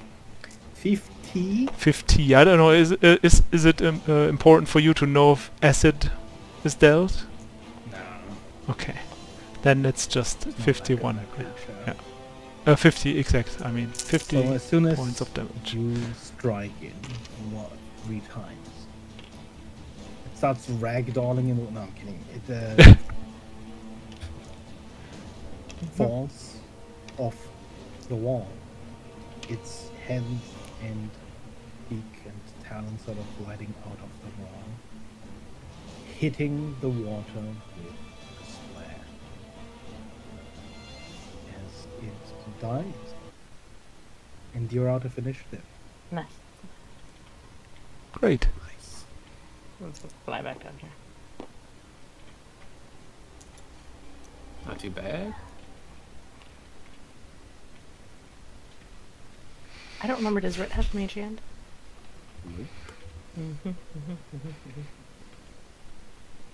Hugs. That's gonna stop you from ordering me to reach in the fire. Maybe. He's still a tiefling. Does he get? I'm not back on a deflect. Ah, dang it! Hugs. This has been the first time you've been riding me, huh? It's I know, right? But you're kinda heavy. Is Huxley? How much does Huxley weigh? Yeah. I don't think I took that much. Doesn't matter because I'm not that strong. I'm just, Fair. however, Yeah. normal strength, so... 44 pounds according to my Ooh. character sheet. 44 pounds is actually really not that much, but still. For an I'm a average cat. person I'm in not weighing combat, much myself. probably still kinda, yeah. How far in are they bigger? Not very far. If I have like tongs from like working with metal and stuff like that, would they be able to reach them? You'd probably have to sort of stand at the edge and still sort of lean over the coals, but you could reach them. Rich, do you have those in your bag? Do you have my tongs for like working with heated metal? Yes. Oh yeah, right, yeah. Get 'em out. There's some items in here that haven't been reduced to scrap from the heat, so likely Oh. something magical. Okay, yeah. So you're gonna pull out tongs and what else? And I'm gonna start stuffing the last egg into the into the bag. I want to have all of them. Fair. Quick question, Vigor. Mm-hmm. Do I suspect, or would there be any reason from this basic construction that I've seen of this, that if the magic items are removed, that like that's somehow helping with the heat? Go ahead and roll me an Arcana check.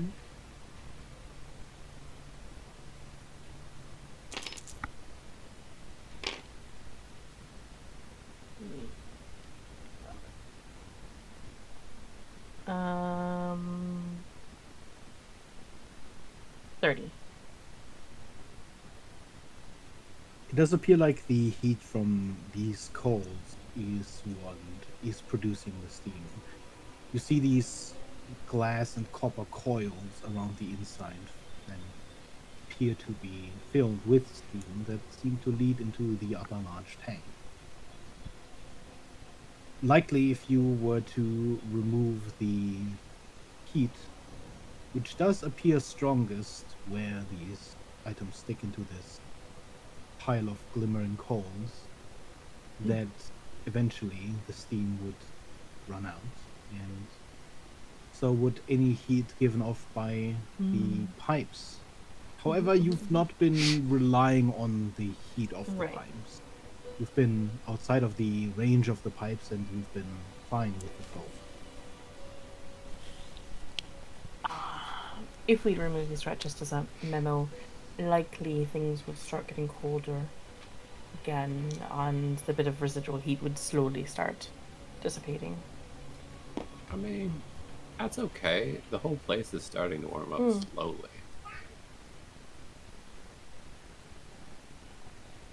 I mean, like kill the plants that aren't in there still, but Can't we keep the heat a bit more? Still wet from the cold water. You oh, are sorry. comfortably warm in front of this fire. I doubt it would immediately extinguish if we remove them, but we can leave it a bit longer, and we could go look at the creature instead. Just a minute or two.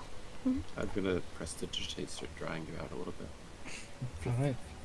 And then we'll work on flying over to the bird that Mhm. fell.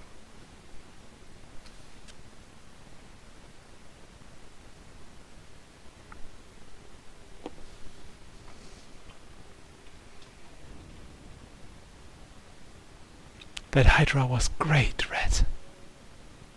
That was pretty fun, yeah. I liked how it just kept getting bigger. And when it started flying, that was chef's kiss. Yeah, I figured we might have to because that thing was really fast. They're like pointing at the bird. You feel dried out enough now? What? Also, what are you gonna do with the eggs? I don't know. We have a growing family here, right? One for I me, think we'll have to one get a for sample. Hux, one for I mean, breakfast. If they're not corrupted by the blight. Isn't that the main... I don't want to eat any blight eggs, okay? Understandable.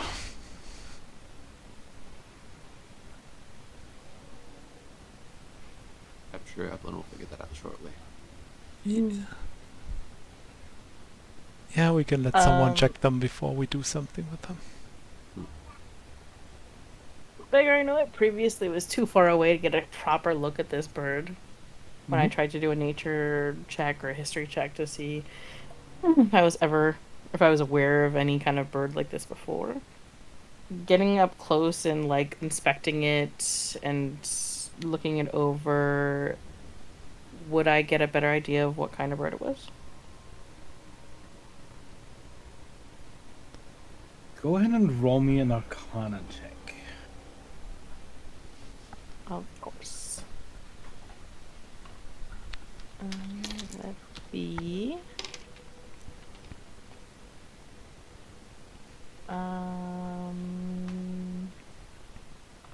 22. You're still not particularly familiar with this bird. However, knowing that it could glide through the earth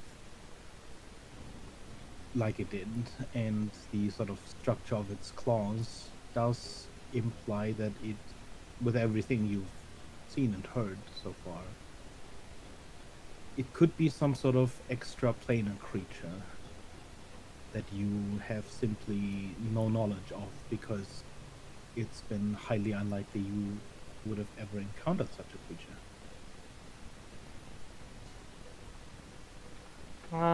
Can she spend some time attempting to like harvest some parts from this bird?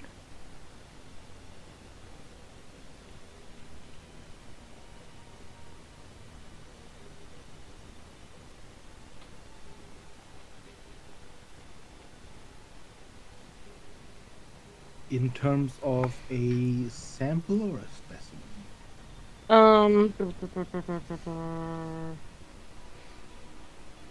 Like probably in terms of like a specimen, or if she can, using detect magic or anything like that, try and get an idea of what, like, is there something that was an organ or anything like that in the bird that caused that sort of odd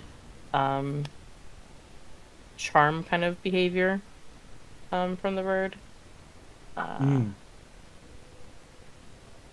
Otherwise, then if there's nothing that pops up at her, because The it creature is as a unknown. whole does pick up as faintly magical, but not in a way that an elemental would, where it's, a strong glow.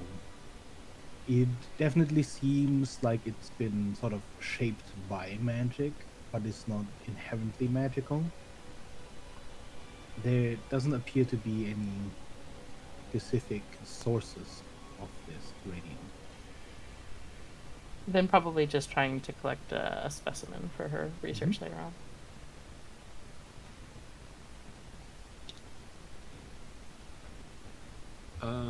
I have like 5 pounds of grain that we grabbed earlier in this complex. I'm just gonna like get that out. I'm gonna like put it into burn eventually once we take stuff out. Okay. I feel like it'll burn okay, but we probably couldn't cook with it, so. Okay. Evelyn says we need to get these things out with these tongs eventually. Do you feel like you're fast enough to grab something quick? Sure.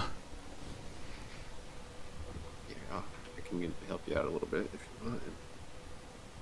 I mean, just grab the. I think she was saying like those 3 things. Let's try to grab those out of there with the tongs. It looks like she's wrapping up over there. All right. He says having no idea what you're actually doing. Evelyn, as you examine the bird and take your own specimens, do you draw a sample with the... She with the probably surroundings? would go ahead and take a sample since we're already at that point in time. Okay.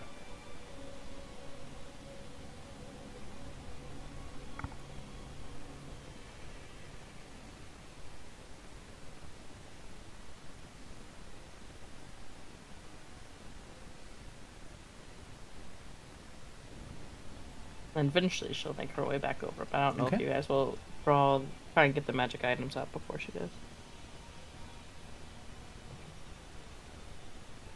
After a few minutes or so, you'd see then Evelyn is wrapping up, packing up her tools and making her way back.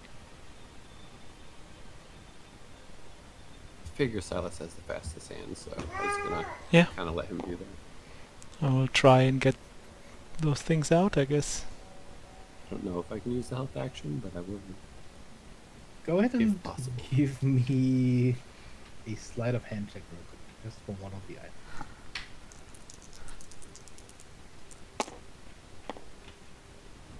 Okay.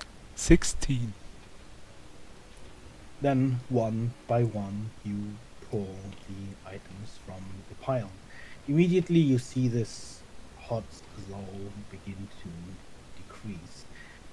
As you throw on this bag of grain, very quickly it catches fire, and for at least a few moments more, there is a fire burning in the furnace. What you pull out is a blade. A strange glass contraption and a candle that seems almost miraculously not melted. It is burning, but only at the very top where the wick is. I just make a few swings with the blade just to see how it feels in my hand. It, I as you wouldn't- grab it, is oddly covered with just coal and dust. Especially at the top, even as you swing it, the dirt and soot does not seem to vanish. It seems like a finely crafted blade, but it doesn't seem in any way extraordinary. If allowed, Evelyn will take 3 minutes to identify each. Okay.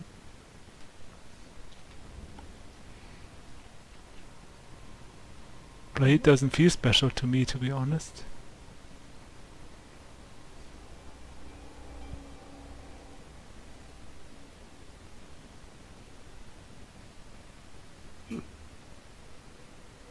Well, the candle, you might appreciate, Silas. If you have it lit around you, it should keep you comfortably warm. This charm is you can place down to create a campfire or when you place it inside of a campfire, it can help with healing you faster. And the sword can create a campfire on the ground when you drop it into the ground. That must be what was keeping it going. Right. Interesting combination.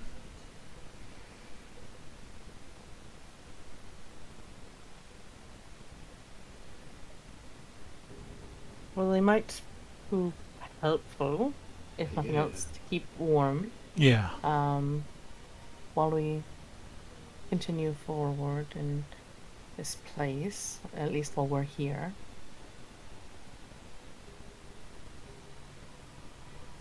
Yeah, I have wondered if we shouldn't. Yeah, it doesn't really matter. I don't think anyone will be coming back to this place. Is the candle something that burns the whole time, or do we have to light it first, or is it like...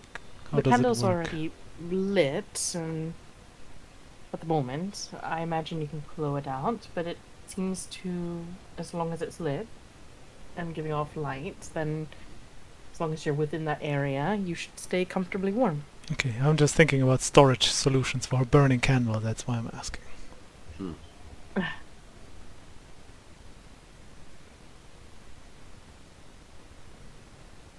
Does this chamber seem like...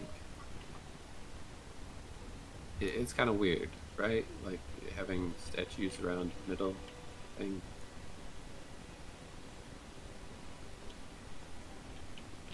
So here's what I'm getting at. Do you think that this like is in any way keeping the island stable? I think it's what's keeping the island warm. Um, from the notes that we Yeah. read, it seems like this was set up as an attempt to heat the island and deliver heat throughout. So I imagine that it was didn't have anything to do with the flotation of the island in itself. This seems as an afterthought. If I'm correct, does that make sense, Becker? There? What we read? Would you like I mean, to roll an intelligence roll for that? yeah. Could I? Go ahead.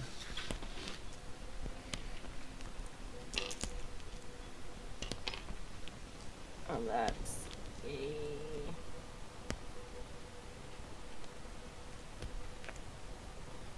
23. From what you've read in the notes, it does appear like this was built after the island already had taken to the sky. Okay. Good.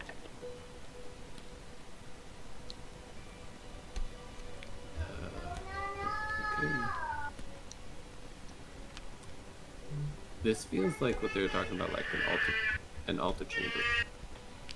Yes, it seemed like the altar room they spoke of in the notes.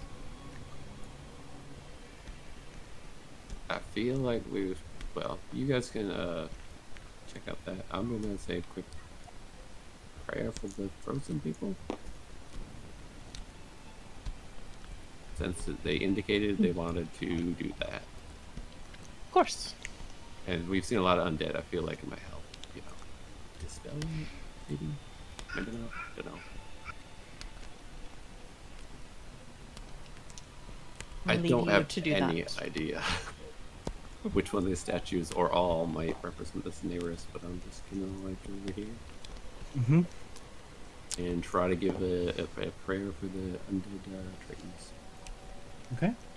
Asking Go ahead and for roll me a religion forgiveness, check for that, I guess.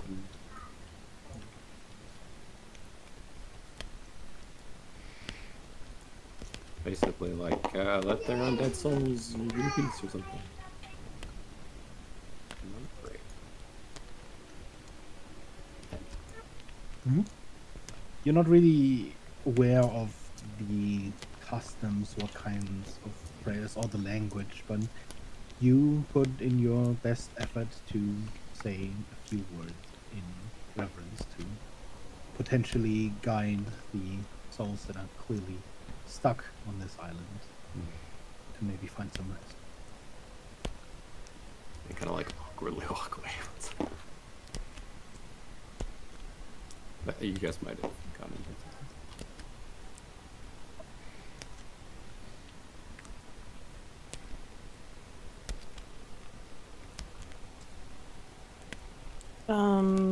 Moving back this way, Beggar, does this look like a hole similar to the holes that were being dug by the bird before, or like a tunnel leading somewhere else? Initially, yes, it does appear to have sort of broken through the wall in a similar fashion. However, beyond you do see an actual physical tunnel. It does seem like there could be a path that we could take this way.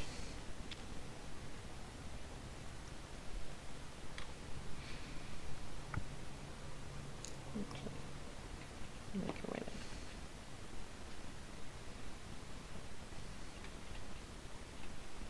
Do the rest of you follow? Yeah. Okay. Yeah, obviously she'd wait for Rhett to finish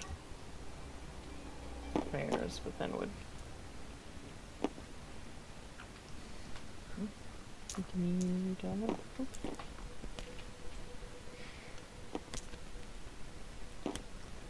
Then, as you make your way down this tunnel, very soon you encounter light. A very strong light falling into the tunnel and illuminating it.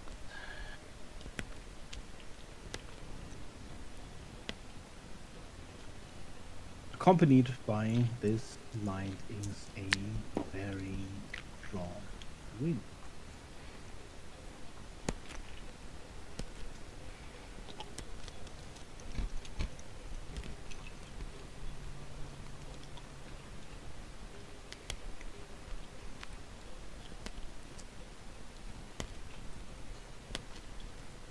As you uncover what has been at this center, you come out of the tunnel right there, Oh boy. the side of a sort of almost ripped open cliffside. There's plenty of rubble around you, and you feel this wind not pushing into the tunnel, rather than being pulled towards this light. Before you, you see this massive orb of glowing yellow. And inside, you see the faintest bit of movement.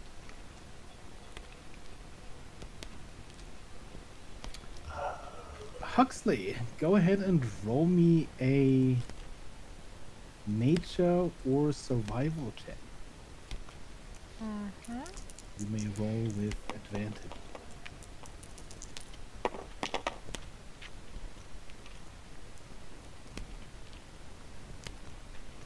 Nature or survival, that is a 21. Survival. Inside this massive sphere of light appears to be a wind elemental, an air element, a fairly sizable one at that. You've never seen an elemental this large.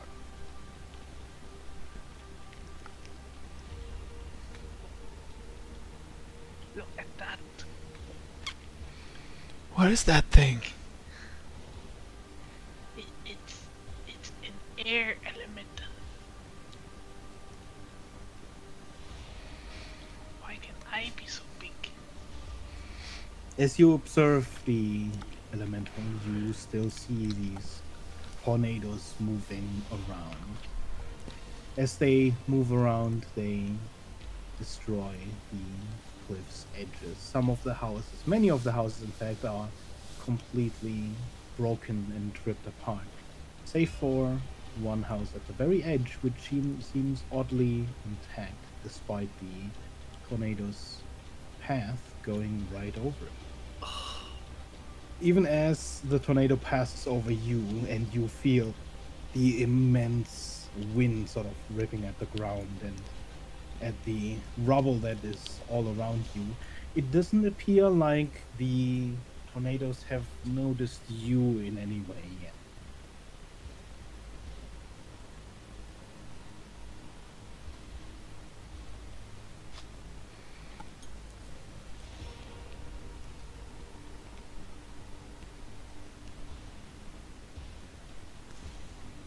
How far Seems away? possible that maybe they've done some sort of ritual to contain and capture the elemental, and it hasn't turned out well for them. You think this is the thing that keeps the island floating? That would be my best guess, and that perhaps it was too big for them to control, and has led to their current predicament. Called its friends, maybe. Something. Right.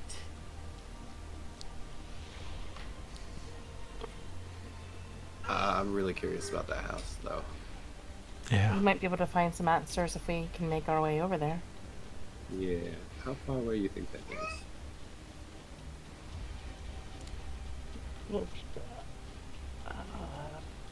How far away does it seem? How far away is that distance, Spiker?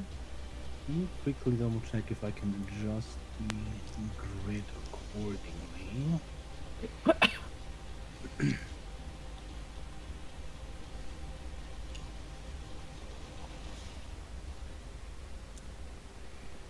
So it's easily Hux, do you think you could talk to this thing like you talked to the other elementals earlier? Maybe, but I need to take a break to transform again. Oh, I see. It might be best if we can find some more answers to find those before attempting a conversation. If you talk now, it might... If it is captured and here against its will, it could just be lashing out at anything. So, until we know as much as we can, perhaps, not to draw extra attention to ourselves. Yep, I agree. Sure.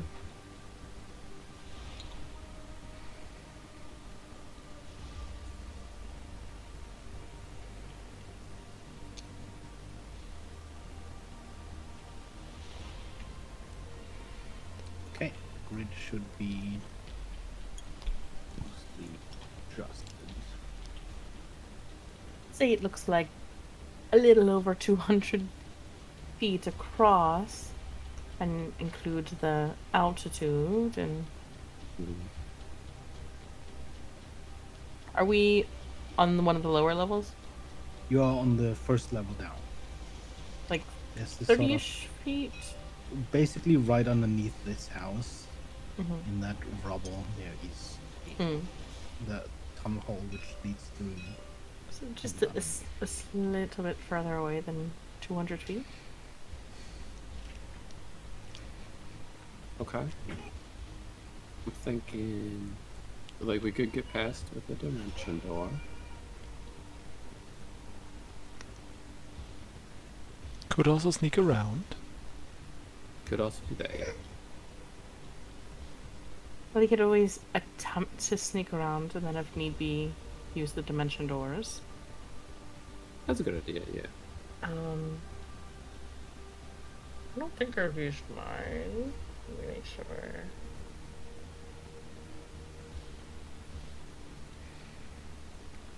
I have not.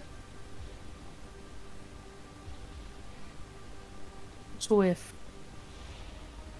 Hux stays near me and Silas stays near Rhett, then if need be, we can both quickly get over to the distance if we run into issues sneaking around. Sounds good. Sneak in as a group, or one group left, one group right around the circle. In case one group gets found, the other is still hidden. Or staying together. It'll be hard to keep track of each other if we split up, but we could. To save on resources, I suppose. Yeah, and then meet at the house, not too far away. Alright. Maybe the thing can only look one direction, who knows? Then should Hux and I go right and you two go left? Sure. Alright. Start sneaking. We'll try sneaking. And before Hux leaves, I'm gonna clap them on the back and say, keep her safe. Then moves over to Red again. Okay, you got Team Green and Team Pink. Totally Should not we- just your colors, mate.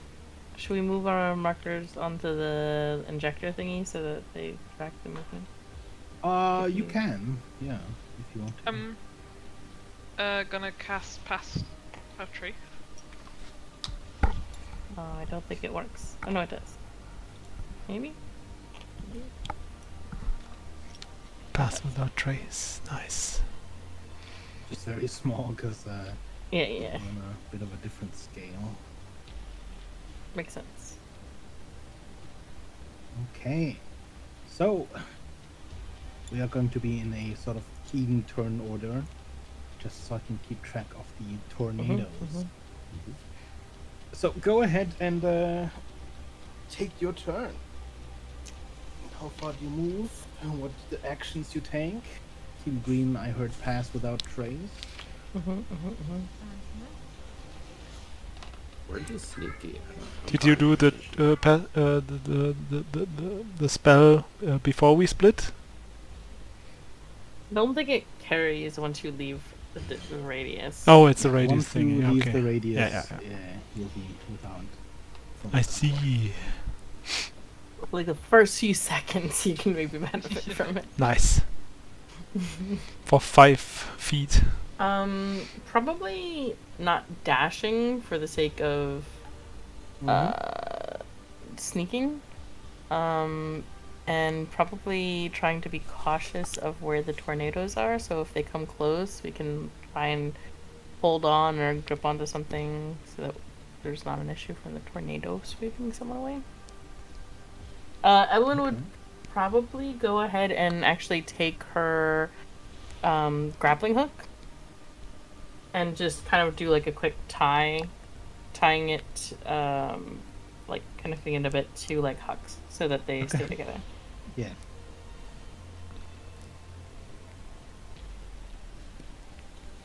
I guess then we move.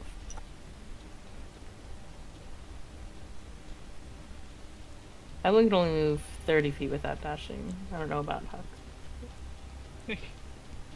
Can I carry Evelyn without losing speed if I have 27 strength? Probably. But how much more movement do you have? I have 40 feet. Oh. 10 more You feet. you could definitely move Evelyn for those steps. Alright. And then Team Pink, Want a snake? how do you guys move? Yes, I guess staying close to the I walls. can do invisibility again, but it never works. Yeah, it's true. Okay. And we could also always stay close to the walls. Yeah. Use all the rubble that's lying around for cover in case one of the storms comes closer. And then make our way forward with 30 feet of movement, I guess, per turn. Yep. Same. You can stop those. Yes, please.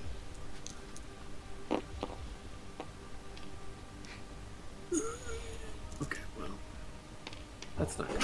Is it a snip time? Yes, it's Natural snip time. 20. Good, good. It was a natural Good one. time. I just saw Red's natural one and I was like, oh no. It's much better. It's a 22. I guess it's not just sound-based, right? No. Okay. And I have a... visual and sound based. Yeah. This is probably when invisibility would work. And Huxley, what was your spell roll? Oh,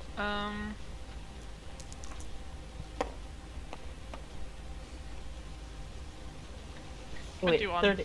Sorry, but you have passed without a trace. So Yeah. my 30's 40. Oh, your 30 is a 40. Okay. Oh I had boy! I had a nat 20. Net Yeah, okay. 20. Wow. 40. Twen- So 21. sticky. On the back of You Huck's. see the storms continue to whirl. At the moment, not really seeming to take note of you yet. Probably still doing the same thing and moving forward. Yep. Mhm.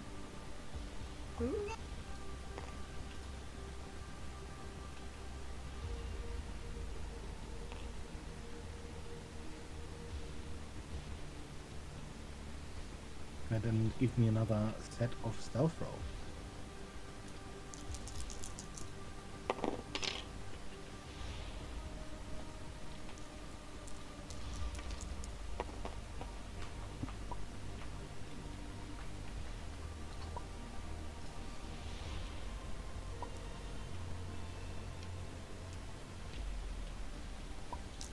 Look at you guys carrying each other, except for on Team Green, which just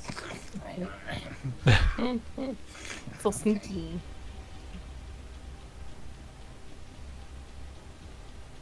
Silas and Red.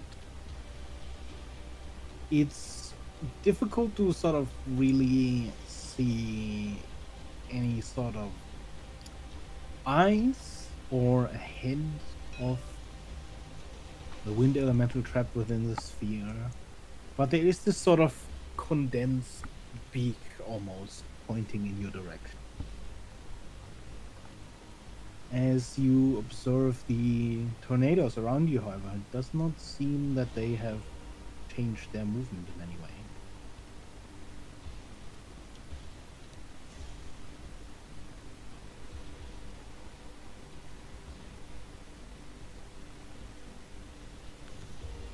Go ahead and take your next turn. Sneaky. Oh, is it really windy at this exact point in time? It is fairly windy, but Not- sheltered as you are down Okay. there is not enough wind to be a threat. Okay.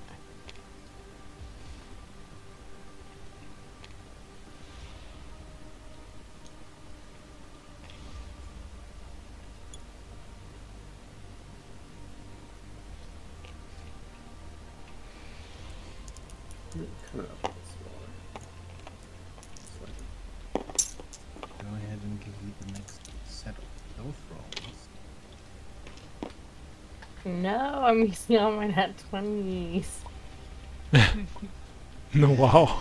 Yes, give them to me. Give them to me. Ah, I need them for later. Give them to me.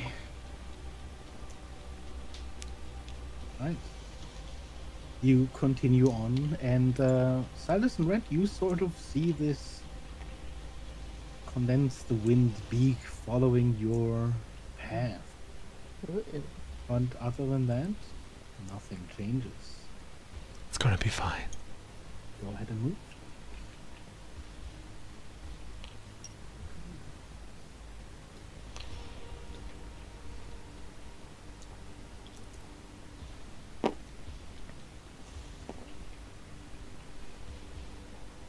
For the moment, I do not need a round of Blech. stealth rolls. So you can take another turn before giving me another check. Is there a way that looks like it leads up? There is sort of a path you can easily climb.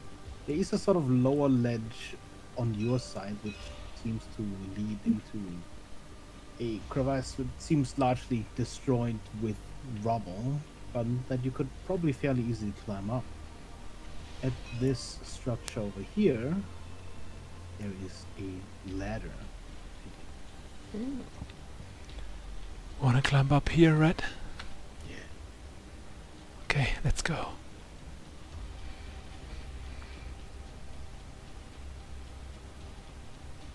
Yeah, go ahead and give me your stealth roll. I climb. I kind of hold on to the wall with one hand if I'm room with the other. And climb.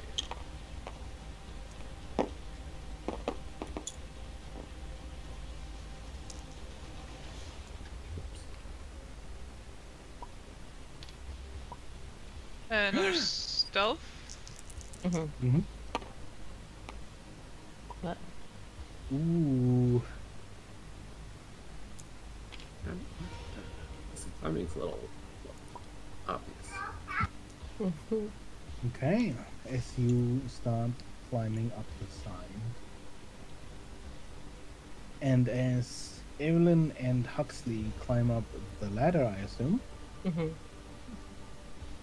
you, Team Green, you notice that this tornado has started moving a little bit closer across, which does not seem to follow its usual path.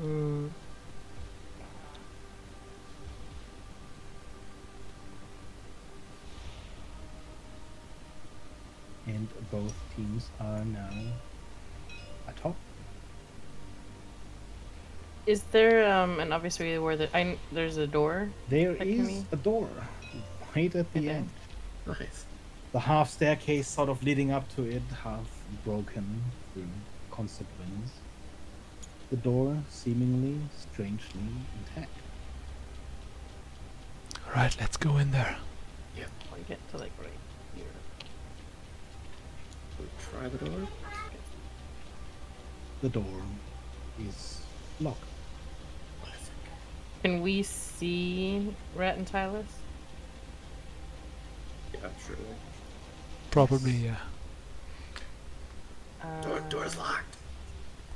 Everyone will like be pointing behind you guys, like from Hux's back, and uh, if Rhett looks at her, she will telepathically. I think maybe I don't know if we're close enough, Rhett. But she'll just be pointing at the, and if she can hear her, she's like, "I'm pretty sure you've been spotted." Oh, door's locked. Hey, okay. Here's what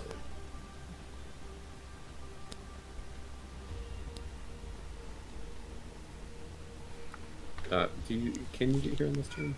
No, we moved already. I can get there next turn. I'm gonna cast Wind Wall. Okay. I know how to stop winds with the wind, obviously. It's totally gonna get. I cast Counterwind. As you see the tornado starting to wander over, as the base of its hose goes down to one of the lower levels, you see more of the rubble down here start to quickly spin and fly around as it nears this yellow sphere, the sphere of light. The rubble starts impacting its sides, and wherever a piece of rubble impacts the sphere, there's this flash of light as the rubble seemingly vaporizes. Mm. You have another turn.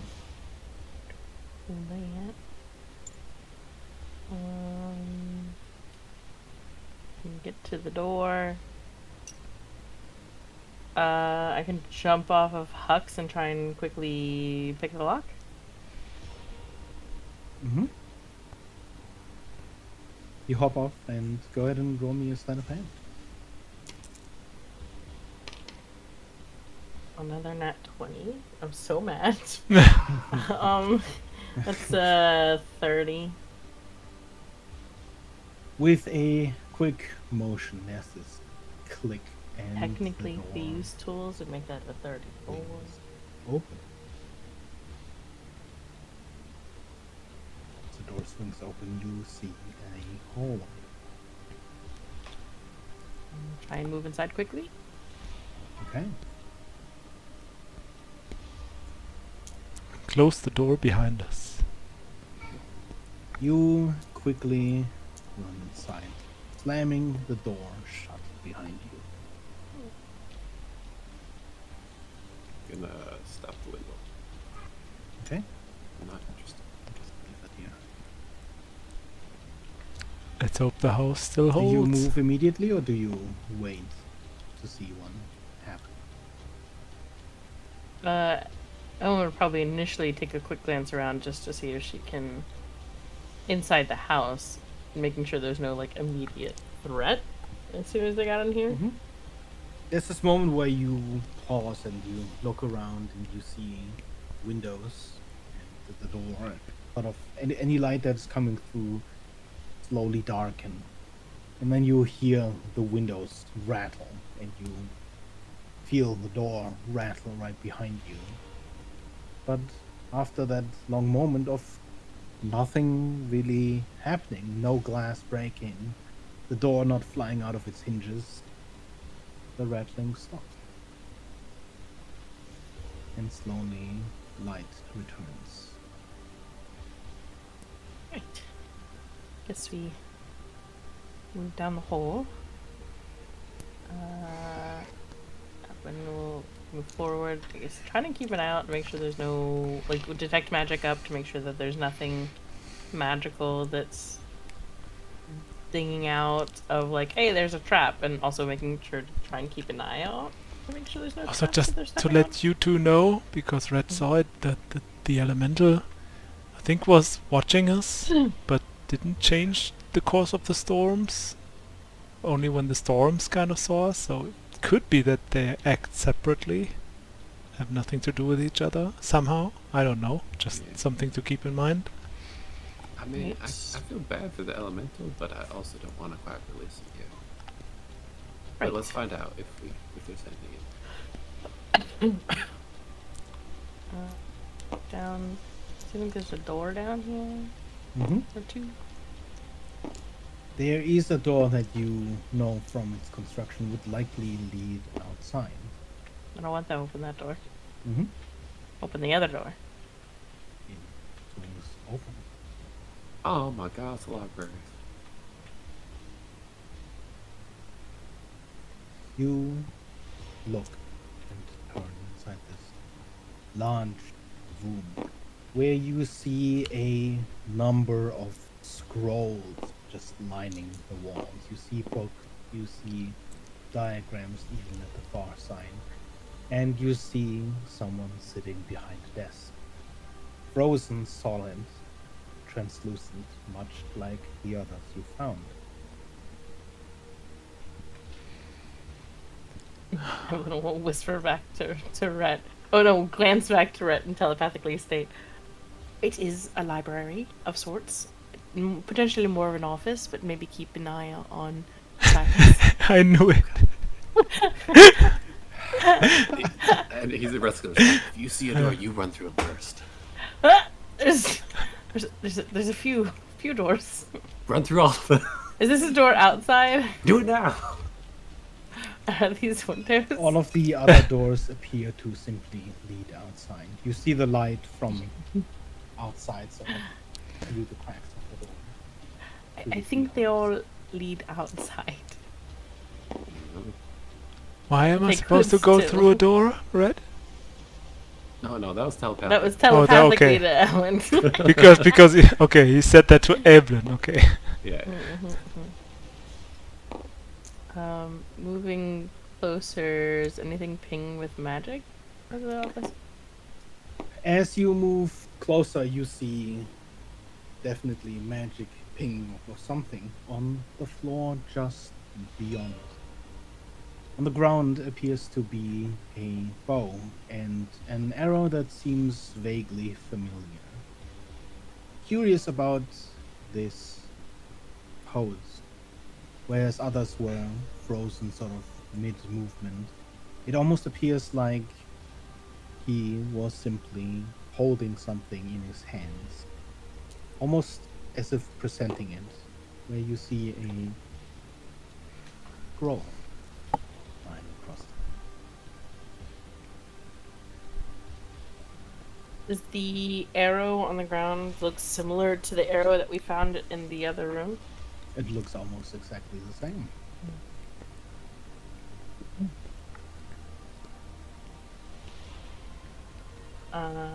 And he's holding a scroll. Mm-hmm. Everyone will move over to try and take the scroll. I'm pretty sure at this point in time, I have to recast comprehend languages. Likely. So I'll go ahead and recast that.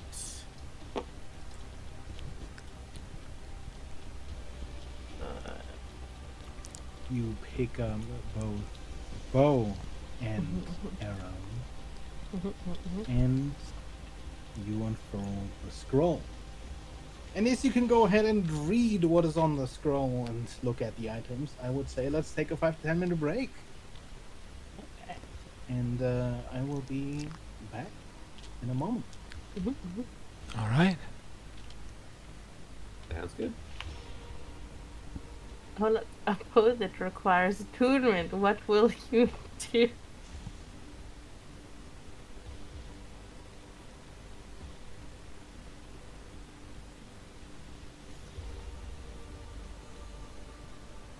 Oh, that's cool.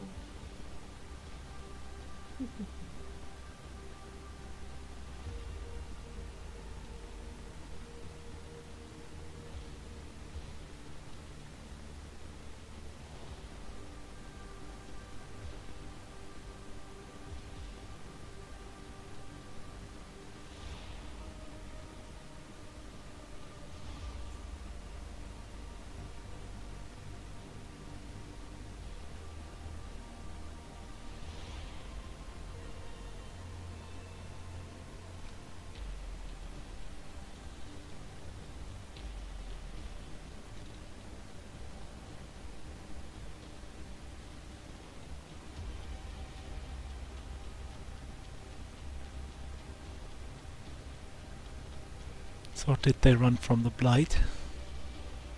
What Something. seems like what they did. Yeah. Or at least this guy, and told the others, oh, we're gonna go back and save the others later or something. But he knew But it everyone was seems gonna like- die. He mentions the plane is lost. Yeah, the plane So- of Earth. And from the abyss, that's where the stuff comes from. So they came from a different plane, yeah. Mm-hmm. Plane of water maybe or something. I don't know all the planes. So this is an Elder Storm air elemental. Uh-huh. But I can't decide. I think it's talking about considering the alternative is mercy, is talking about versus the blight. Yeah, that's the same thing I was wondering too. Does it mean the blight or the Elder Storm?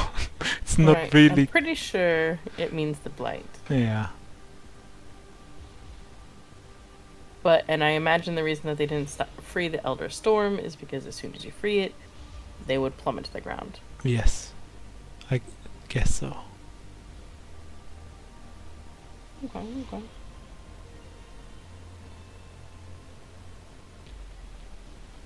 You have 2 banishing arrows.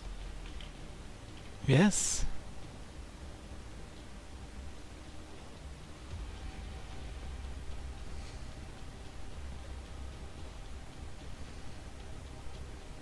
Is it interesting? I don't know if you need it. The bow is underwhelming, kind of. Because I think you have a better bow at the moment. I have a right? +3 right now, so... Yeah. I could... What am I at? But I can take the other arrow. Banishment arrows sounds neat to have.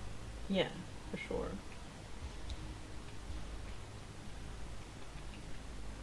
And I have 2 at my disposal.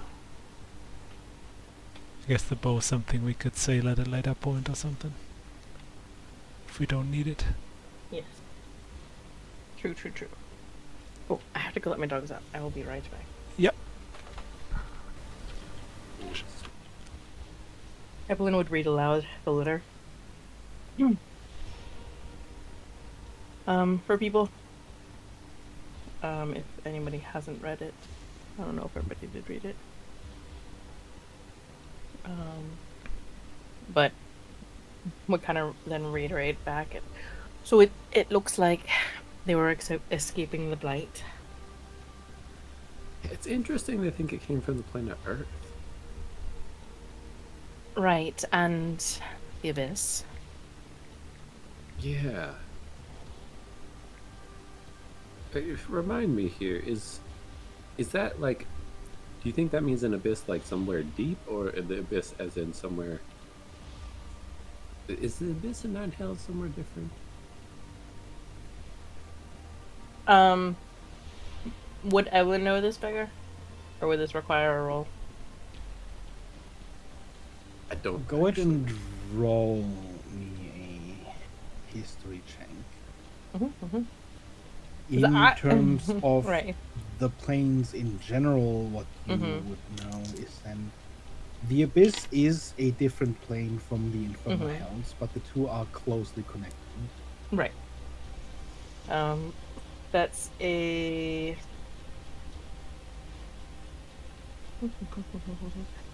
history. 19?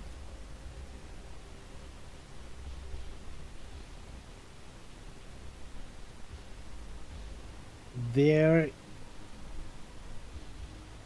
is likely, since there is talk about different zones, but the abyss is mentioned specifically as a separate thing, it is likely that they are talking about the abyss as you would know it, as connected to the Nine Hells.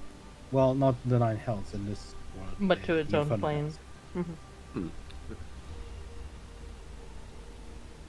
Would the abyss be where abyssal demons, such as myself, come from then? Like, Yes. long in the past type of... So, similar but not quite the same. But I'll tied to the hills.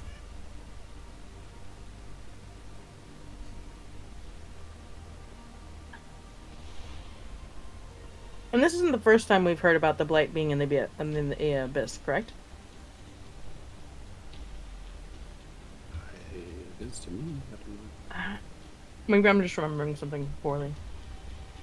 I feel like there was a book that we read from the Underdark when we were. You are aware that there was an invasion fighting the That was from that. Drow in the Underdark, an invasion from the Abyss, but it did not state any specific reason why they invaded, I believe. Okay. Wait, is that the same like Great War as was like between the Hells and the Underdark? You don't have a direct connection between the two, but it is sort of a very similar war. So I mean, it sounds very similar, but Okay. Might be the same you're war, not might aware of be. any direct connection between the two. Okay.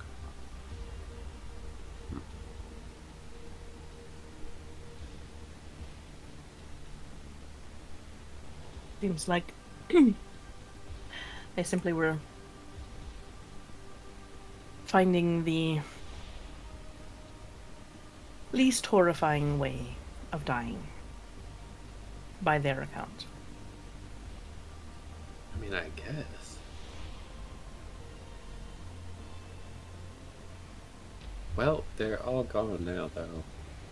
Unless we decide to, try to resurrect that one, but Kinda I sad. don't know if that's, I don't know if that's a good idea at this point. To be honest. As it stands, it's currently a. Seems like we could simply leave here, or we could attempt to free the Elder Storm. Yeah, I think Huxa was saying, Huxa, do you want to rest a little bit? Be able to talk to it and see what it wants? I don't know. We could probably rest here. Yeah. We should have a plan. If we free the thing, the island probably will just, Oh, crash. So we Correct. should be prepared to leave as quickly as possible. yeah, absolutely. Alex, while you're resting, I can always see if there's any sort of information around here about how they trapped or caught the Elder Storm. Yeah, if we can release that tree.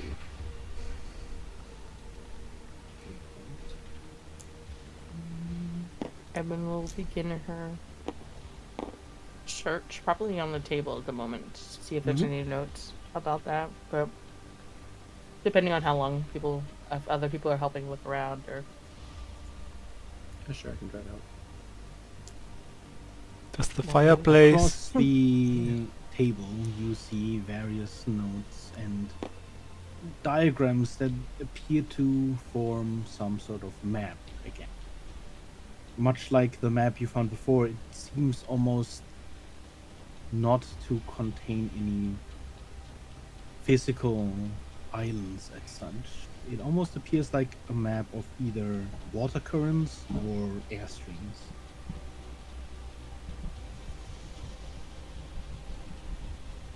But you guys can go ahead and roll me an investigation.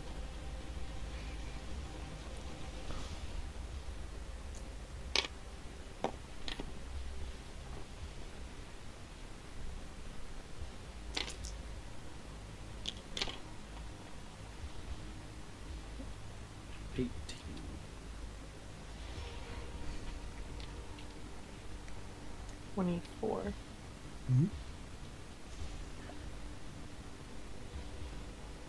As you start looking around at scrolls and books, many of them, of course, most of them, almost all of them, written in Aquan, you come across these large diagrams across the table. Very visibly, it shows a ring and quickly you manage to relate that to the sphere. It appears as though, from what you can read, Evelyn, Mm-hmm. that there is a large metal ring around the sphere that was constructed. You can go ahead and roll me an Arcana check.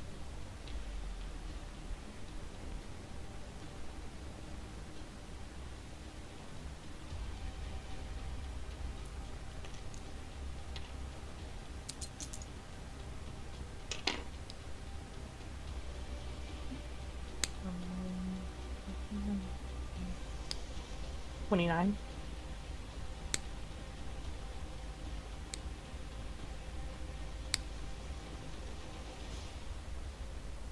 The spell in question is an interesting one. There are sort of references to several spells on this diagram, but the constructed spell, which appears to be a combination of several spells, is not written out in full, and you'd likely not be able to replicate it. The circle around the sphere appears to make use of a magic circle spell in conjunction with a wall of force. Enchanted and imbued directly into that metal circle itself, it appears to create this sphere around the elemental by leeching off of the energies of the elemental itself. In all likelihood, if it were not to be destroyed, the sphere would last possibly forever or until that elemental dies or runs out of that energy.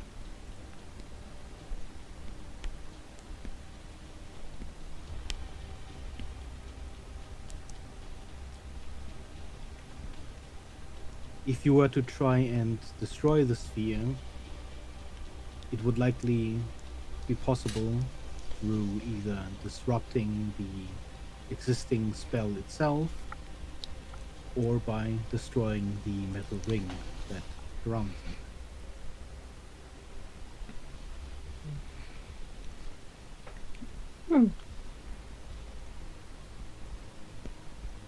Do we know anything about, well, I guess, does Evelyn know anything about, the, what do they call 'em? Elder Storms?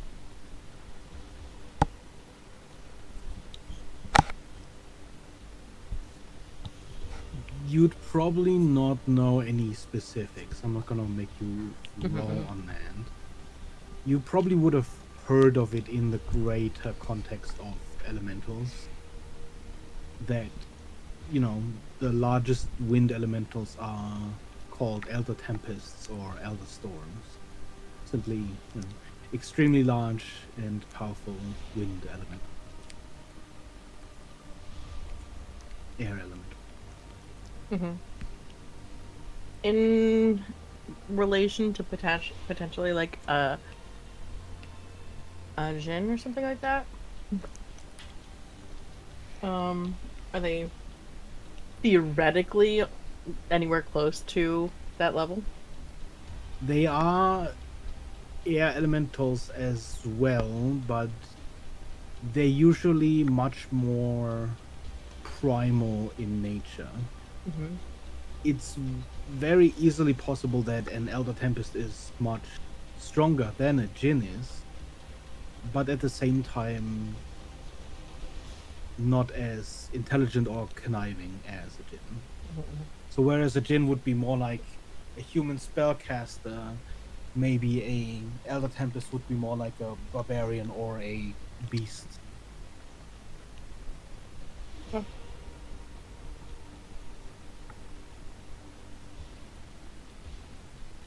Evelyn will take some time to study those plans while resting. I don't know if Silas is trying to do something with the fireplace. I just wanted to ask if the fireplace kind of looks like a doorway. I mean, I guess if you were half your height, it would look like a doorway without a door, but I guess he's gonna step through just to see if there's something hidden in the fireplace. you duck and step into the fireplace.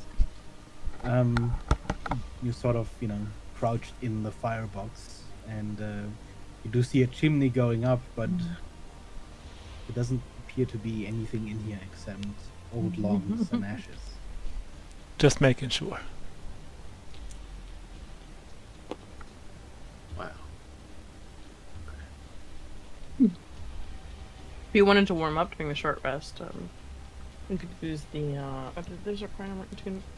I think the candle's already going, so Okay, yeah. Come on. fine. Oops.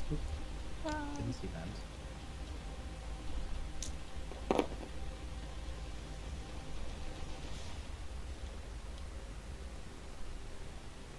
Moving a little bit out of the way.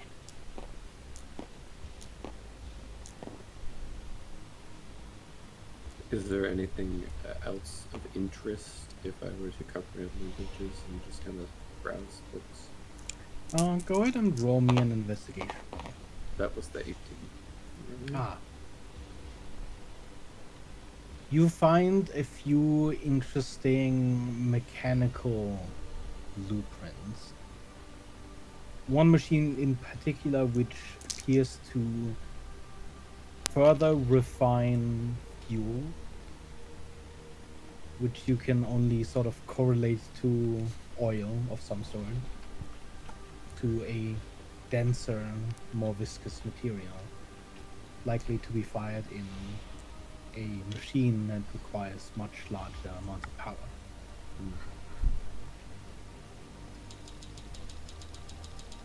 Does it remind me of like the cleansers thing? They seem to have a very special oil, but it does not appear to be similarly condensed to what you are reading about. So it appears to be a separate thing.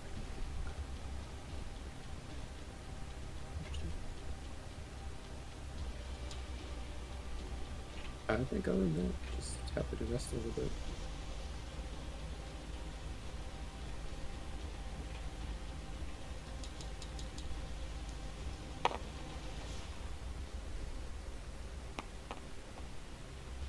Okay. Then you take a short rest. Go ahead and use your hit dice as you please, and pick what you would have. Re-poop. Recoup. The pre-poop. Nah.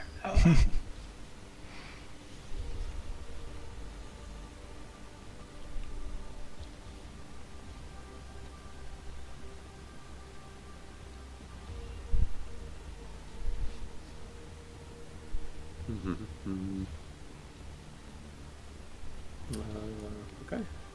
We feeling up for talking to big old storm?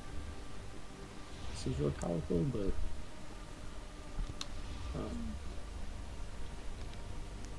so We can- yeah, go ahead. If we can convince it to, if it has any control over the tornadoes, that could just be simply a side effect or just part of its rage. But if it has any, if we can get it to calm down, then we can inspect the metal ring that's encasing it with the spells, and I might be able to work on breaking down the magic of the ring. Worst case scenario, Hux, you may be able to physically break the ring. Yeah, I'm strong. Well, also ask, like, you might want to ask it, like, do you want to be free? Do you want to go back to the planet air? Do you want to just fly around here? I don't Right. know, like, We do you could know attempt. this annoying djinn? You know, I mean,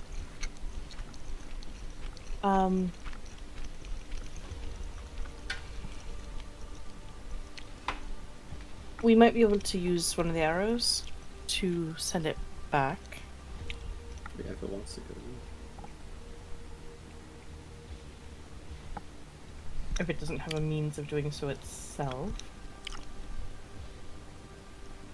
Otherwise, I don't currently have any method of returning it to the plane of air. Me neither. But we could tell it, hey, if you fly over to the mountain where the dwarves are, that's where the portal was. I don't know if that's helpful.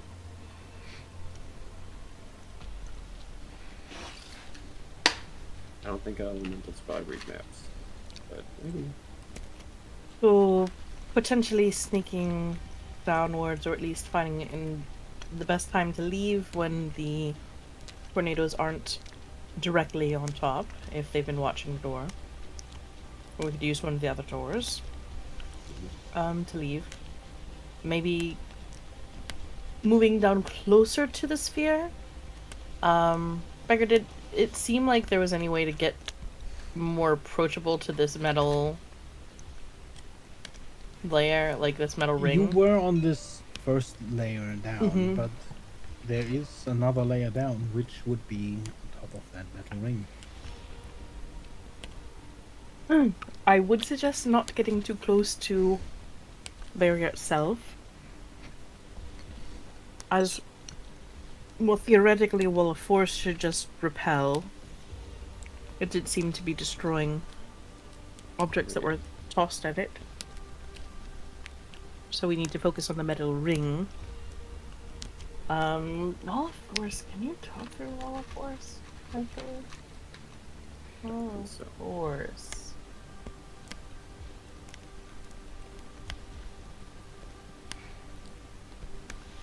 Did you say teleport through? No, talk. Can you talk Oh, through it? talk. Oh. Nothing physical. Goes to the ethereal. Beggar, would a wall of force block sound?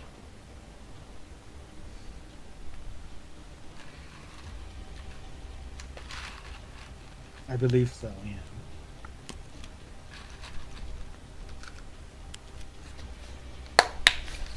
I think it would cancel on something like thunder damage. Which vibrations are sort of physical, so I would say yeah. I could telepathically communicate with it, probably. That doesn't help with Hux communicating with it. Yeah, but like, you can't speak, probably. Would it ever Aquan, or, well, no, it wouldn't be Aquan. You wouldn't want to say that to it. Primordial, probably. Right.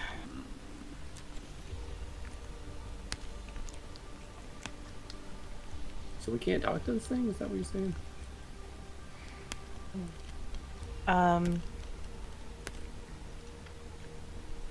Not before breaking down the barrier. I think we should free it. No way it wants to be there. Yeah, that's true. We should probably like be ready to get back on the dart really fast, though. And have the dart ready for takeoff. Yeah. How do we do that with tornadoes? I could circle around with my nightmare to go back to the dart. Yeah. If you do that, then you could have Vidar prepare the dart for flight. Pick up Bent. I think Bent's still over by the We house could thing. wait a short bit and slowly make our way down. Enough time for you to get back. I could cast Windwalk, but you definitely really want to stay away from the tornadoes if you're doing that. Makes sense.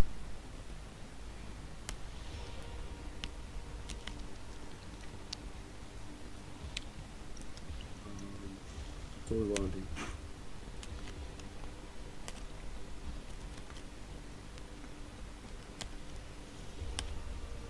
And then Vidar can cast sending, correct, Beggar? Vidar can cast what? Sending? I believe so, yes. I think he's cast it previously. Whether or not he's done that from a different, how he's done so is, if it's his own spell or a magic item or a scroll is another question, but theoretically he can. We'll give you 10 minutes or so to get back to the ship and with Vint.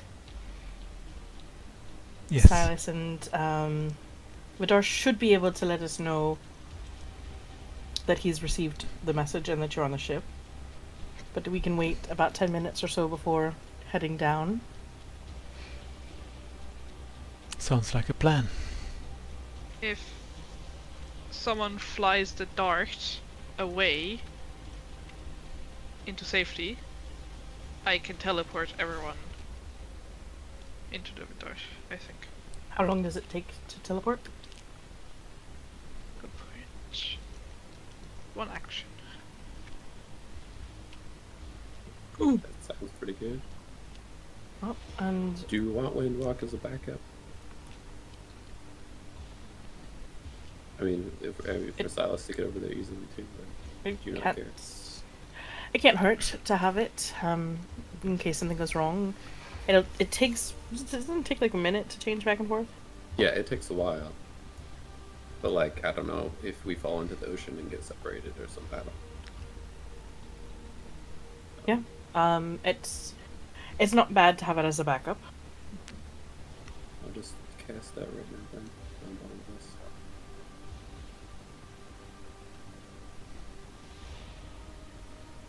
Okay, you're all windwalked.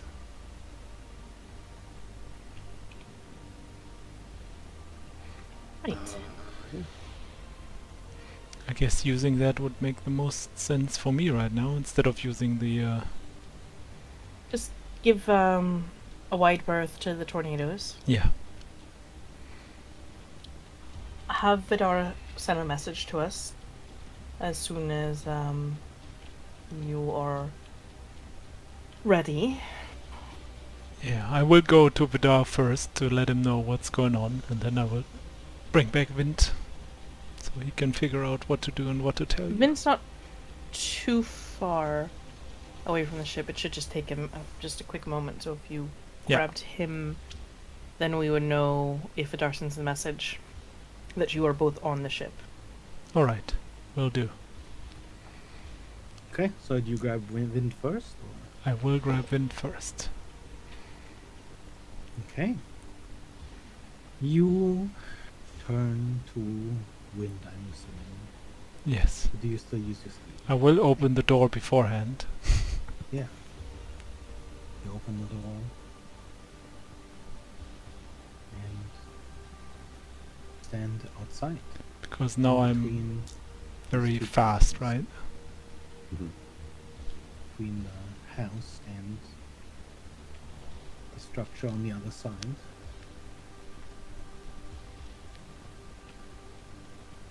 What is it, like 300 feet or something? Is my Yeah. movement now? Okay. Mm-hmm. Because I will just make this super wide. Okay. You as wind fly around.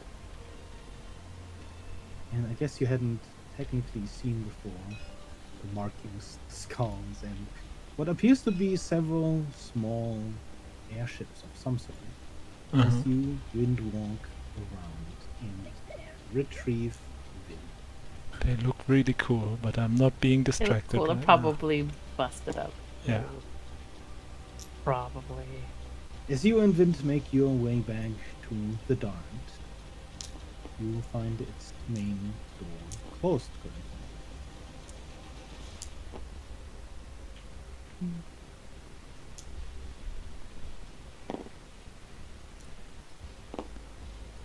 Gonna knock on the door. As you knock, you see movement inside. It's relatively dark inside, despite the light from the window, but the door opens tick by tick as, one by one, the rings settled into their frame. Ah, you've returned. Do you have what we found? Yes, yes. The others, I think they're all dead. Just kidding. Well, Let me know you. deception Let me. Go gi- ahead and roll the deception roll.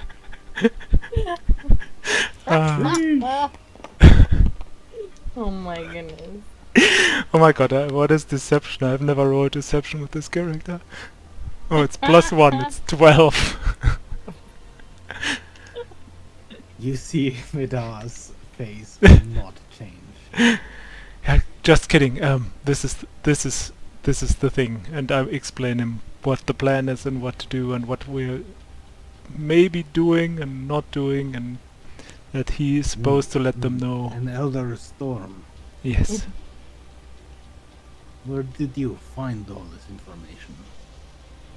There was a building right next to it that had a body holding a scroll, and in there Evelyn translated. Evelyn was there? Evelyn was there and translated it. Okay. It was just before she died. Of course. And Then now I you're supposed to suppose let we her should know. Retrieve their bodies. Yes. Now, By contacting her first. Just make sure she's really... you see, there is this problem. You cannot cast sending at a dead body. Yeah, just to make sure that she's okay. Of course. Mm-hmm. He starts to cast a spell. Evelyn, you receive a sending. Yeah. He has arrived at the airship.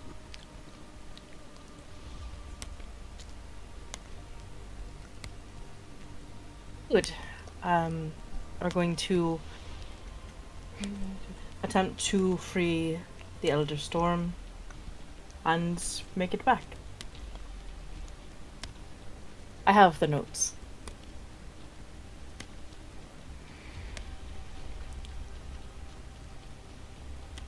And Evan would have gathered up all of like the blueprints and documents and everything like that for her owner. Then Um. the airship's tethering is undone as wind returns to the hold. The Dart starts back up its engines. Silas has made his way back to Vidar. And they're good to go. Alright, let's do this thing. Ideally, probably as quietly as possible still. At least getting down to the metal ring. Sure. We'll go out. Probably this door here. Just like where this bush kind of thing was. Or tree was. Is it crash? Was that crash to the ground? Or does it look like you could sneak out that way? You could probably sneak out that way. Okay. There are probably plenty of branches and leaves all over the ground and such. That's where the ladder is over here. So. Yeah, the ladder was like right over here. So probably trying to sneak out, waiting for like the storms to be at their furthest distances.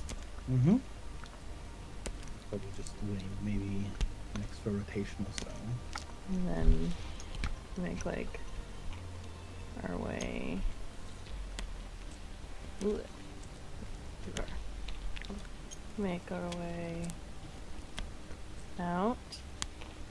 Are you moving stealthily or dashing or I feel like sneak down there. sneaking? I am assuming is fast. I can cast another path without trace. Wonderful. Fantastic. Okay.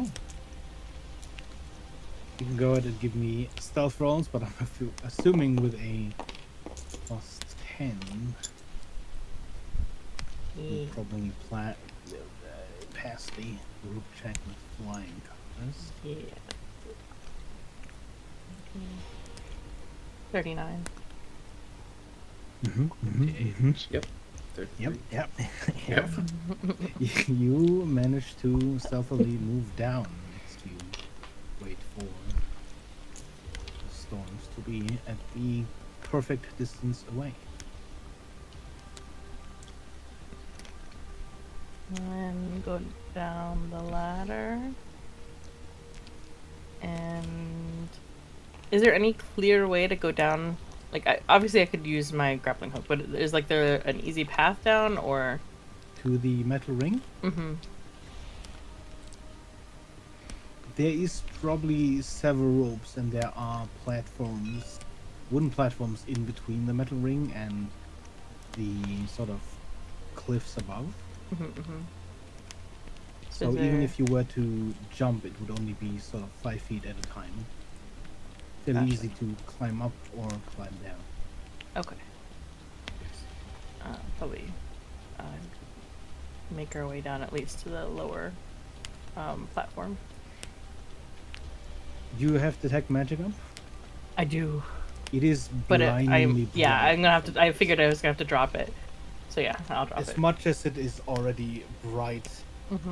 in the sphere itself, just from all of the small particles of wind and snow constantly sort of impacting the sphere, there is this sort of rippling light all over constantly.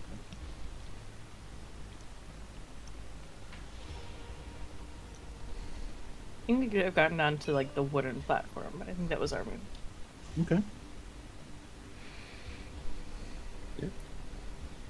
I'm assuming as you're also not moving a super long distance, I'm not gonna have you reroll that stealth check, so Alright.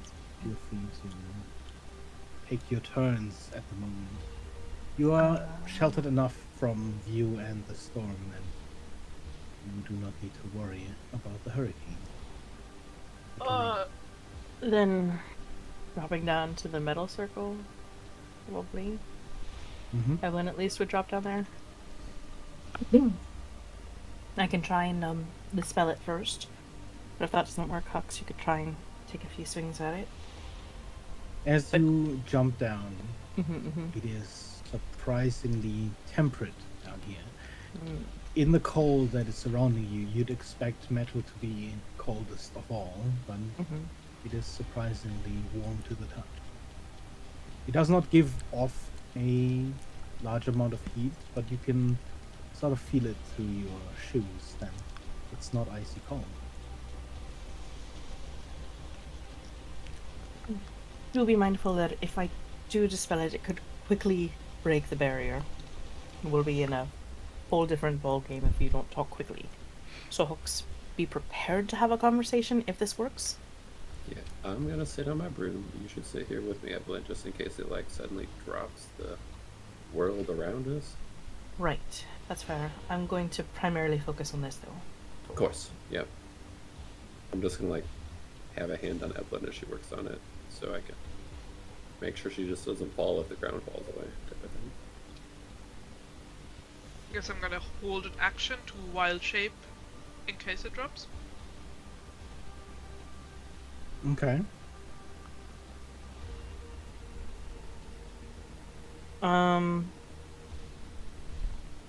From the studies of like the watching how the spell was like in the blueprints of the ring, does it seem like it would be easy enough to target just like the wall of force aspect of it, or There are multiple spells that are sort of interwoven, almost layered atop each other.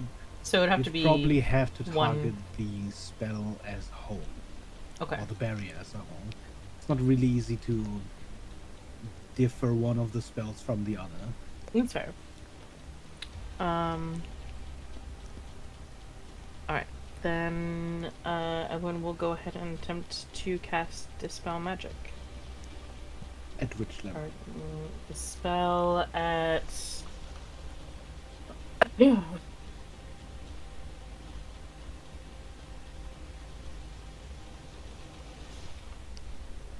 Dispel Magic Beggar works that if it's essentially...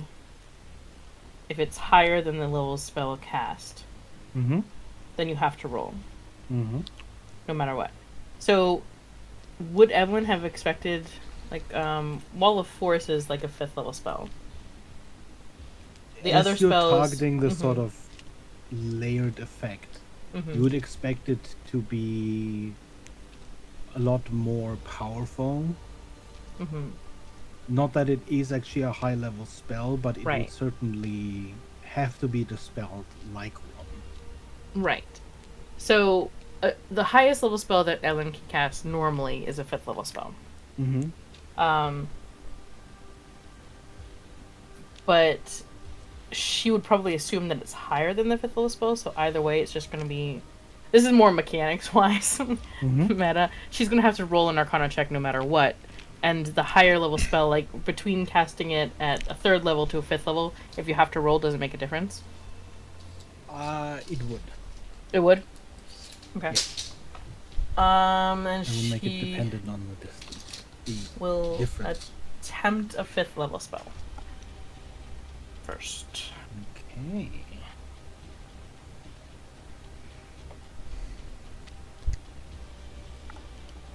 What was the check you'd have to do? Was that Arcana? It's an Arcana check. Well, it's let me see. I think it's a It's a Ability using spellcasting ability. Yeah, it's my spellcasting ability. Okay, go ahead and roll the check. So it's just the +5 from intelligence, right? Am I reading that right? I believe so, yes. Okay.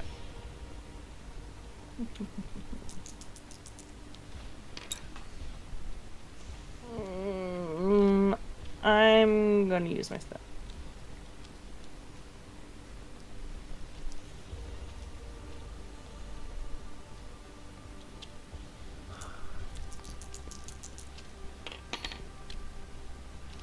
That's a 23. Okay. There's this flicker where you see wind and snow suddenly pass through the barrier. And then the light vanishes. Huxley, your held action trigger. You see the light, the barrier, fade before you.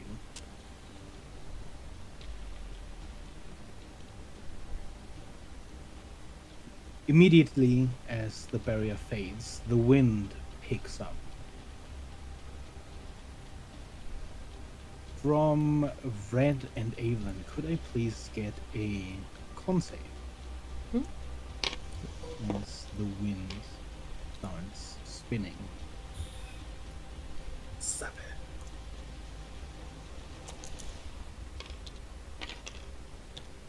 Oh, thank goodness. 27. 7 and 27. You are holding onto the broom, right? Yes. Evelyn was more focused on holding on to rats, like, because she was focused. She didn't like. That's what I think I had Okay. said. If I was doing, I think You Rhett was could focused on the remain broom. standing or hold on to Red. So I think they were sitting on the broom. We're both sitting on the broom. Oh. Right. I have an arm around the broom and like an arm around Evelyn kind of thing. Right. Then you both together are catapulted 120 feet into the air. Jeez. Woo! Oh, I'm jealous. Huxley! What is it that you do? I'm gonna scream in Orin. Be free, Great Storm! Return home! See wind continuously flow into the center at the moment. You feel this wind almost sort of passing through you, almost strengthening your form at the moment. As you hear this roar that is almost Orin, but not quite words, as the storm continues to swell and swell, and whirl as it grows and grows. This funnel that at the top seems to almost encompass the sky above you. When the storm begins to fade, this maelstrom almost seems to, like a spiral, retreat into the sky, much like the tornadoes around it. And it is gone. Huxley, you find yourself not as an air elemental, but instead, right now, as a greater air elemental, Oh. Oh. which you can now turn into. And as the storms fade, there is this moment where everything stands still, and then slowly the whole island begins to list.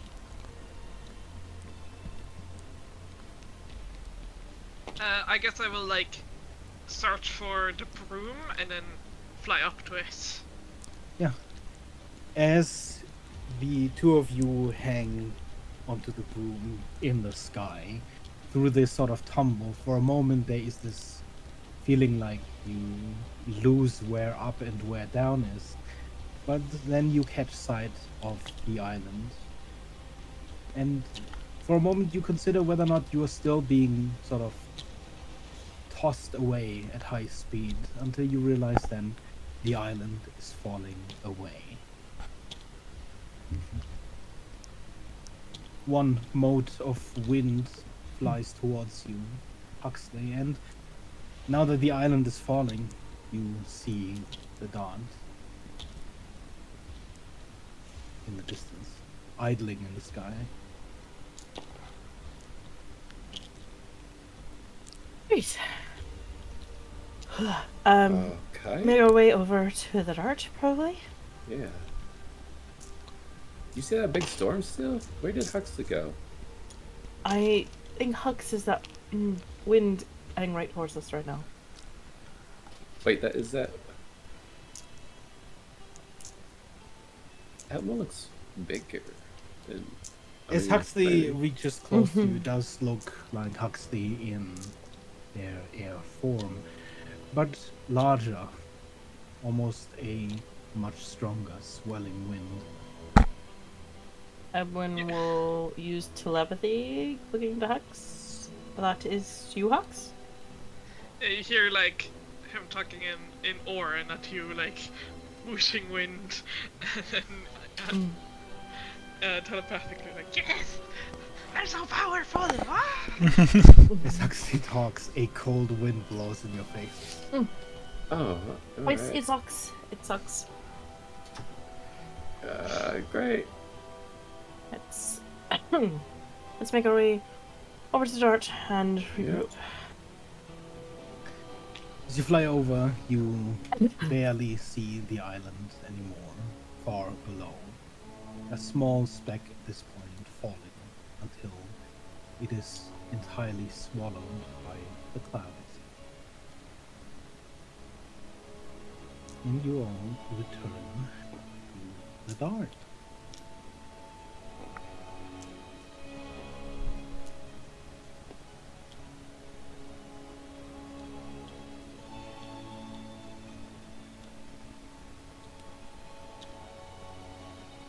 Moving around.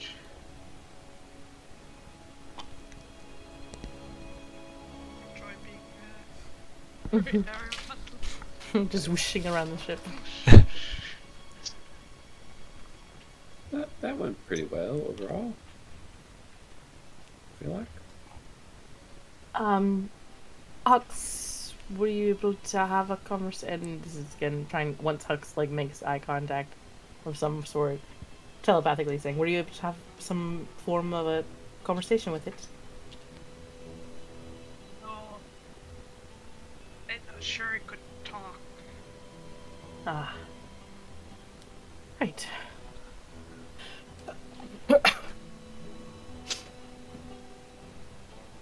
All good. So I guess I take it all went according to plan. Yes. Bit of a rush of winds there initially, but seemed to head off somewhere. Probably back home, huh? Yeah. I mean, hopefully, I guess. I don't know.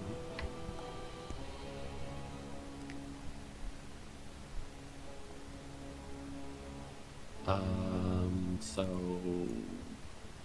Then, Saint?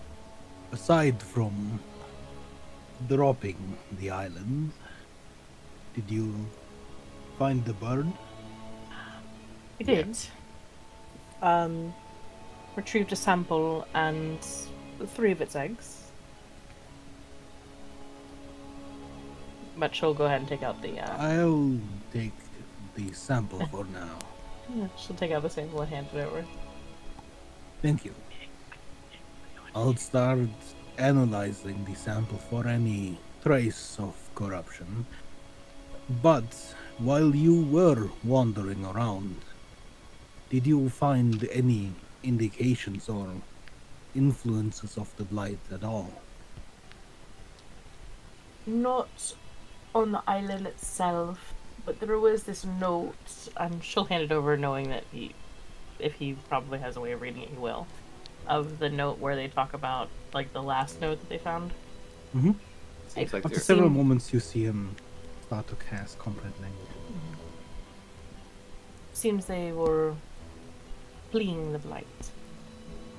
From another plane that said something like that, right? Well, as I had perhaps long suspected, since you had used the anchor on your return from Haitian and our unfortunate run-in with a curse blood on our own ship, while many of the blight forms are able to fly or levitate through open space, the blight itself appears largely grounded, physical and land-bound. In its depth, it erects towers, which you may have seen.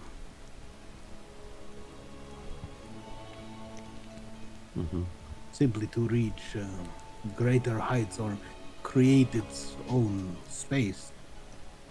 The planar passage we had flown through, though not on purpose, the net of webbings, the pillars and the stretches. That is how these towers look on the inside, though we only have one other report to correlate. And there was no mention of a planar transition then. But if all of this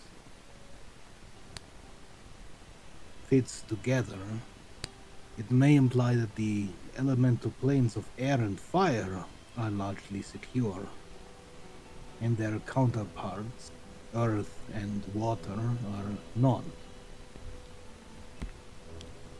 That seems to make sense. While you retrieved the sample, Corinne and I have been investigating the freezing winds. Though they were largely dispersed and their course deflected by the storms at the center of the island, the wind did appear to not originate from the island. A stream of it appeared to flow here at a slight downwards curvature. Corinne has extrapolated that it originates from the nearest storm cell, so if we are in luck, we can perhaps skirt along this storm and perhaps find a passage through it. If the sample confirms the absence of corruption, we may soon reach Calescence.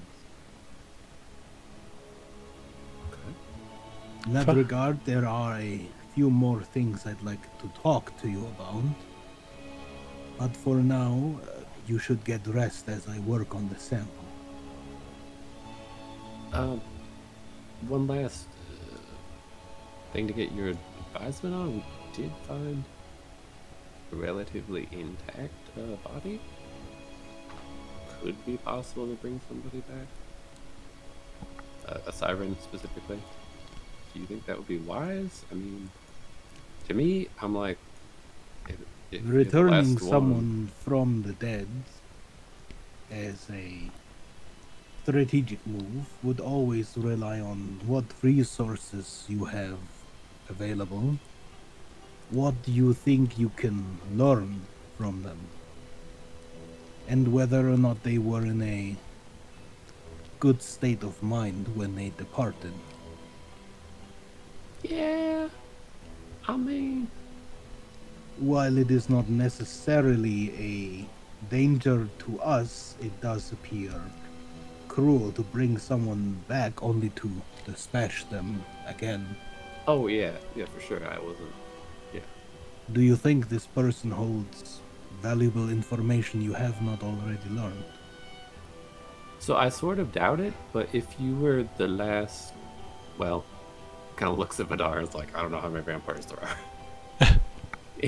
If you were the only being from your plane to make it through the blight, you might want to be alive to tell you their story or something. I don't know. Perhaps. Or it could be cruelly lonely. It could be. I don't. Yeah. Perhaps you would be better poised asking that question to that celestial that is housed at Quartermain. I Oh, Kara. have an inkling she would have an insight on such a matter. That would be lovely if I could contact her, but that's very unlikely at this point. That is true. I know that Kara felt really bad.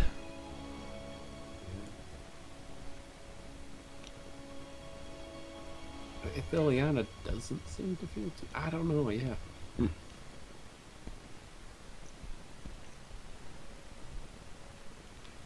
I'm kind of split on it, because it's like, you gotta do it relatively quickly to have a good chance, which is why I bring it up. Unfortunately, my advice is to simply go with your feelings on this one.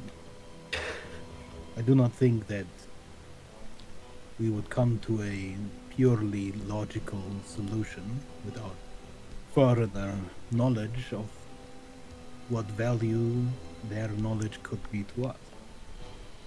Yeah.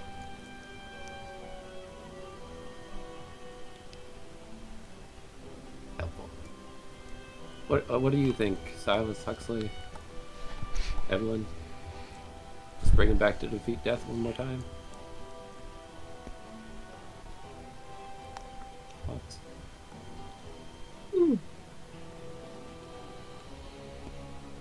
It's fun to bring people back from the dead. That's what I'm saying.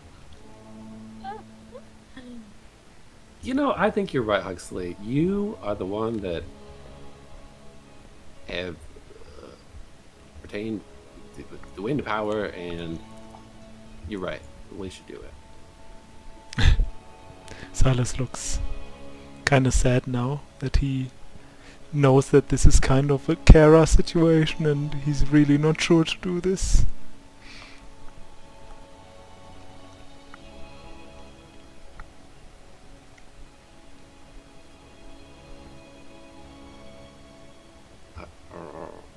It's hard to say if it would be easier or more difficult that the spirit of the body was still existing on the material plane as a being that was mournful of its state. Yeah, but we like radiated that away. Right. So I also don't. That's what I more mean. Oh, That that we radiated his soul away, maybe. Ooh. That's more of a religion thing. That's not necessarily my area of expertise as to where a soul goes when the ghost remains. So what you're saying is this could be a science. That feels a little cruel. As far as I understand it. A ghost is a sort of fraction of a soul. I would not recommend resurrecting someone who has a ghost, but if you dispatched it as you said, there is a chance a resurrection could bring the pieces back together. Yeah, But it would also mean that through existing further after death, the soul could have continued to further change. Even if you were to bring it back together. Well, so my other thought is, so I'm thinking we should do this also because of like, I don't know where this thing is located on the ship, but like, it's probably like in the door here or something. It might tell us something useful about whatever the heck that is, or it might, you know, how to take care of it. I don't know.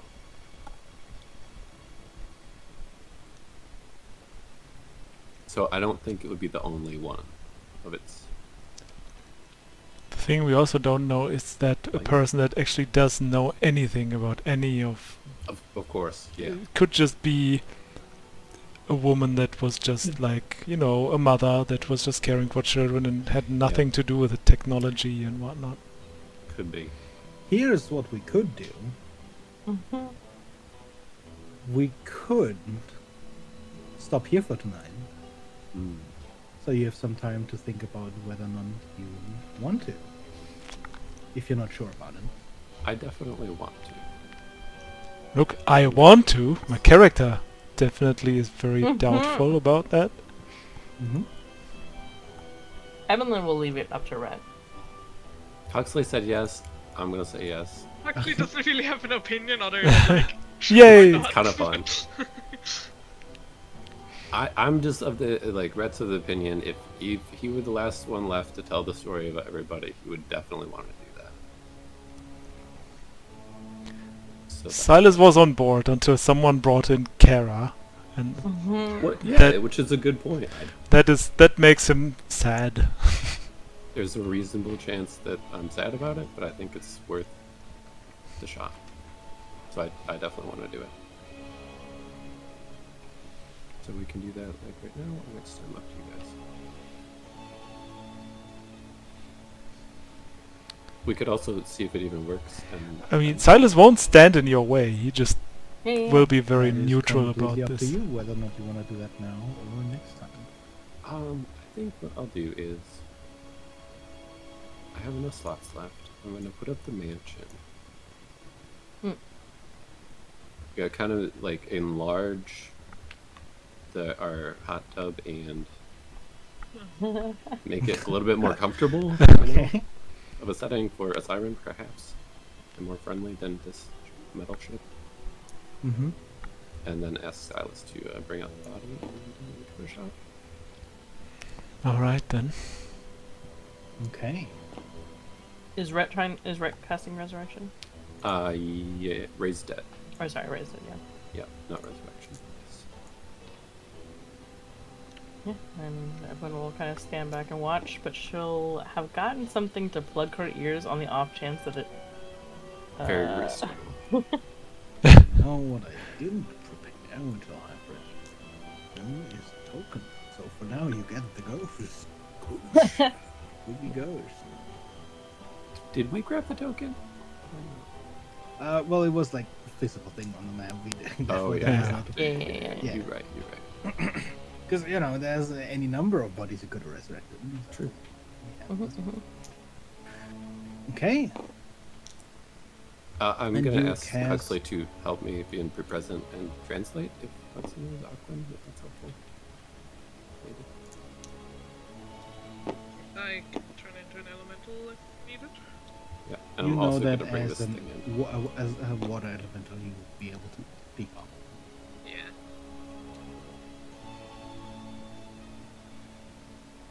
Okay, so you cast Raise dead. Raise Dead.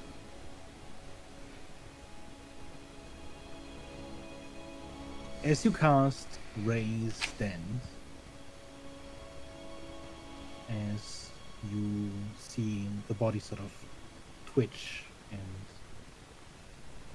what damage there was reconstitute.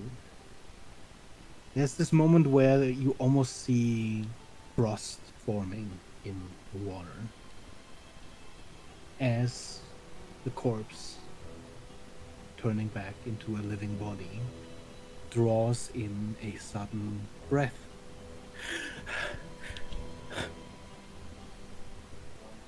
You see the siren frantically look around, sort of flashing through the water, moving away, and her eyes darting between each of you to the next.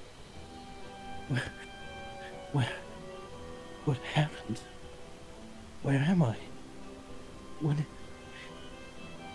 is this place? You I speaking have- in common? In common? This would be in Aquan. Oh, we don't. Oh, shit. Wait, do I comprehend languages? I think it's tongues. Hello. You're safe. We're, we brought you back from the dead. Okay, I can understand it, but I can't respond. Where is everyone? Where am I? Everyone else is dead, and the island crashed, but you're on a ship, so you're safe.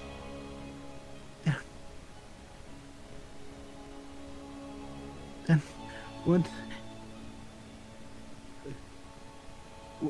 Why me? You might want to tell her the air froze everything, but listen about. We thought someone might need to take care of pointing to this thing. Why did you bring me back and not them? Why did we bring you back? She was the most intact body. You are the easiest to bring back. So they're just gone? Everyone? They're probably underwater by now. Then I need to get back. I need to. If I can get home, maybe I can find someone to. I'll find them and we'll bring them back. Right, that part.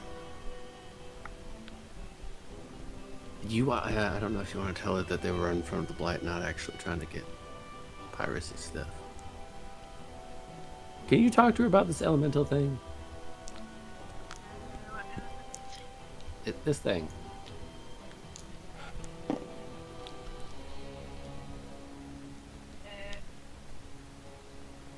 We thought maybe you were interested in this. What? No, that's not going to help.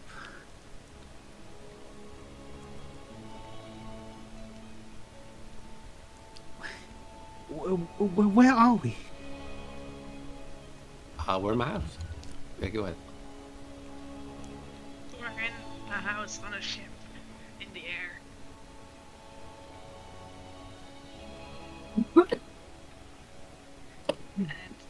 And, Are we?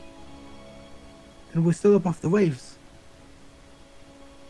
well, I think we're away from it now. Well, And everyone was. I should go. There's no time to lose then. Well, actually, it doesn't really matter, cause It doesn't really. This is just the worst news on top of the worst news. The worst bringer of news ever. raising raising the dead. It doesn't matter if it's like a few hours more or a few days, like as long as it's not longer than 10 days. But the bodies are kind of not in a state to be brought back anyways. There has to be a way. Surely Nereus could. The priests.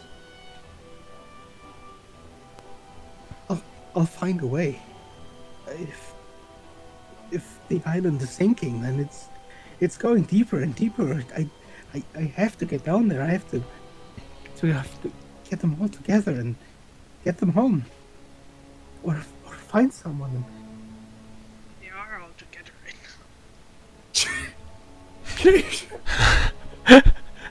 Oh my god. now. Listen, might- okay? you- -3. Yeah, I love it. You might also want to tell her the home plane is destroyed. So You see her should sort of like half curled up, her hands sort of holding onto her arms crossed in front of her, and her hands are sort of digging into her arms.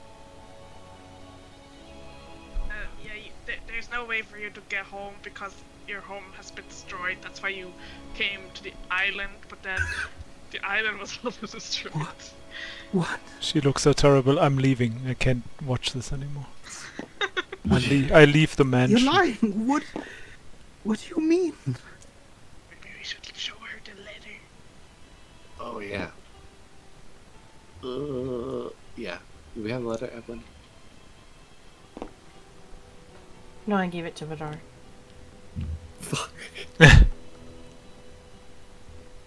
I think Well, this there's is a a letter, lot but- to place on someone who's in mourning. Yeah. Yep. Yep.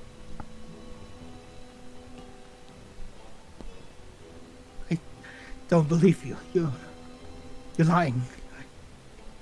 I need to go.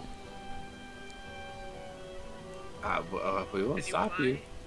but yeah.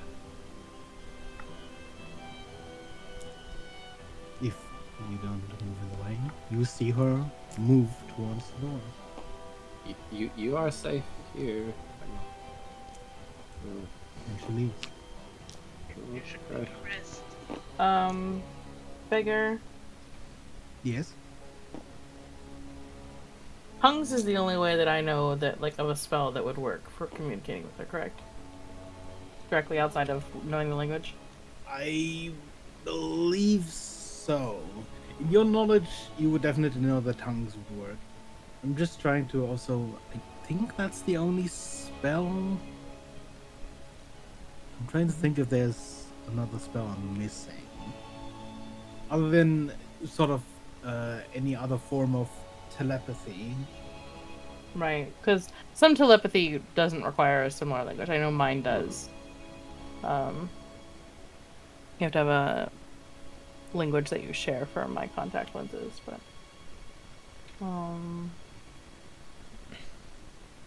Okay.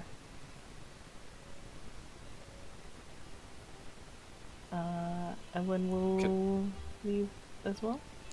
Can I pull Huxley out with him to keep translating? Sure. I mean, I am currently a water elemental. I believe sending would work, for example, as well. I don't think you actually need to share a language. Yeah, it transmits meaning. So, where was the door to the? It's just like over here. That's over there? Okay.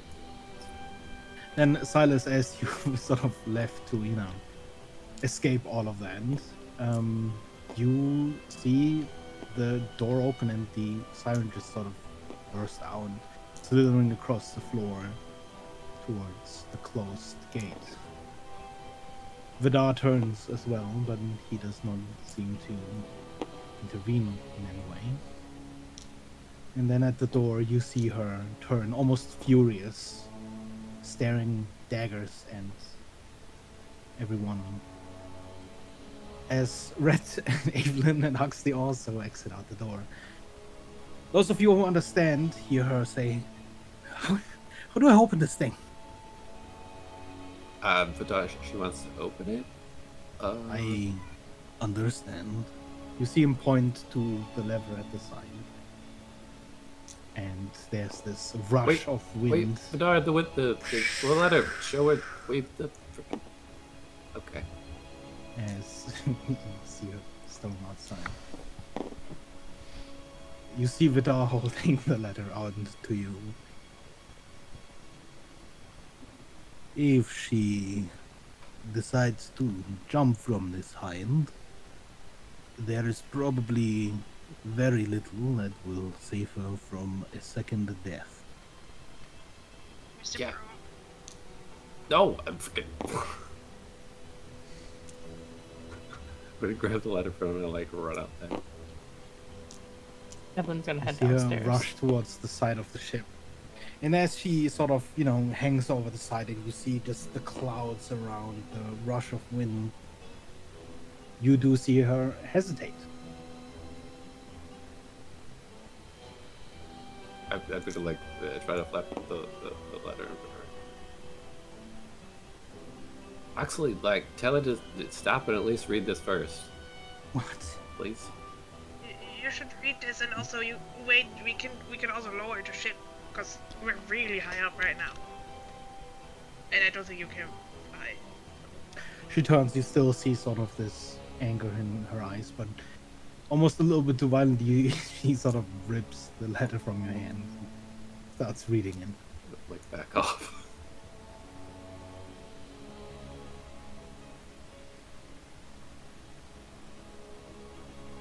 As you see her eyes sort of darting back and forth, going down, further down. There is a long pause. Is there anything anyone does during that moment? I'm just standing there, feeling And this you is see so... her almost crumble as she just sits onto the ground, just slack. You see her hand slowly move up to her hand, and then you hear her screech. Red, Silas, and everyone was sort of within 60 feet of that. Do you mind Put him going downstairs. ahead? And if you're downstairs, you are safe. Mm. Giving me just a wisdom save. Can I willingly fail that save? Go ahead, you can. Because I feel like I am partly responsible for this, and I feel this punishment is well deserved.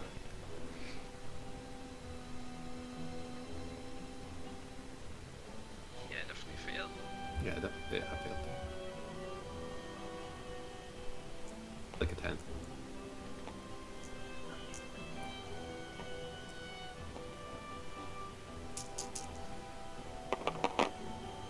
You all take 29 points of psychic damage. As you, for a moment, despite what you were currently feeling, all you feel for a moment is just anger, rage, and grief. Just overwhelming your mind. To the point where you feel also just like collapsed, just letting it all go.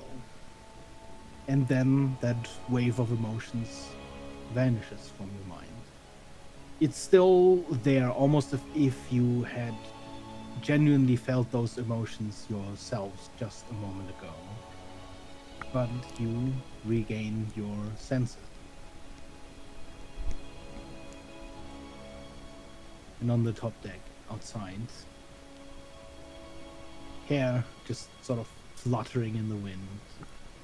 She just sits curled up against the railing, unmoving.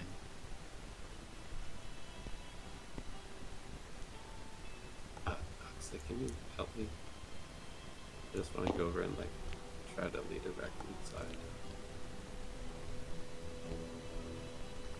The previous sort of bout of resistance she displayed seems entirely gone as you sort of help her up, help her back inside. She seems to follow along without resistance.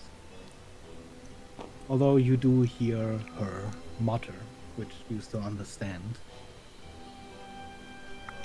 You shouldn't have brought me back.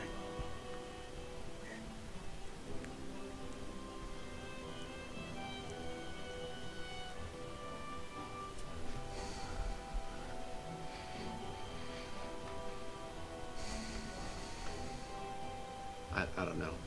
It's sort of like he feels really bad for her, but he's also like a little bit pissed off because he's like he's been in this state before.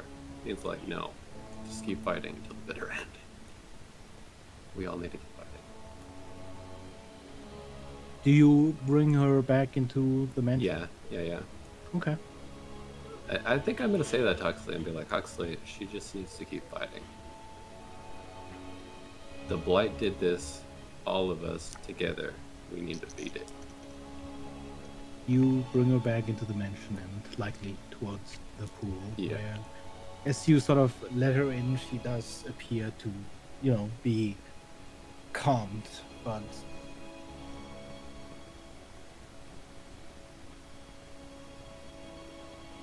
not really catatonic, but sort of spaced out almost.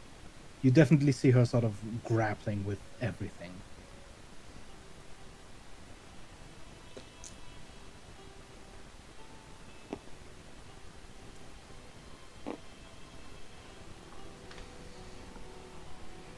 I can't do it before, so I'll just leave it that's later.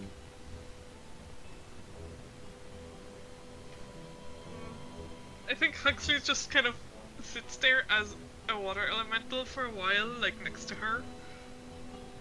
And then eventually he'll start like quietly talking to her. Mm-hmm. And tell her like, everyone I know was also taken by the blight. I think, because I can't actually remember, but just tries to like explain to her what he went through, and like you just have to keep going, and if you just keep walking, I just kept walking through these tunnels, and then I was at the city, and then eventually I got to this other big city, and there were people there, and now I have a whole new family. While you spend a long while sort of talking, she doesn't really reply much. If you, in that conversation, ask any questions, you probably get only extremely short answers. Not even really one word, just sort of a or But she does appear to be listening as you talk, as you ramble on. He would ask questions and then immediately just keep talking. Mm-hmm.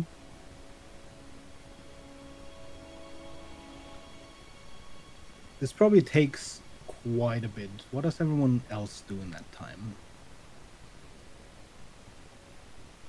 I'm gonna stand next to Vidar, lost in my own thoughts and saying nothing. Mm-hmm. This probably goes on until sort of, it gets late. So as it sort of becomes time to rest, do you all retire to the mansion? Not right away. Everyone kind of stays up a bit, working through some notes and reviewing some things down in her lab for a while. Mm-hmm. Probably checking on the unconscious creature that they left in the Oh yeah. freezer. To see if it's still conscious. Where are the monsters? So as you would stand near the door, you'd probably hear scratching.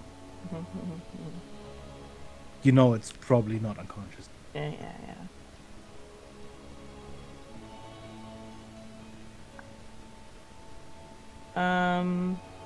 Emily would probably attempt to lock the door to the lab as much as possible.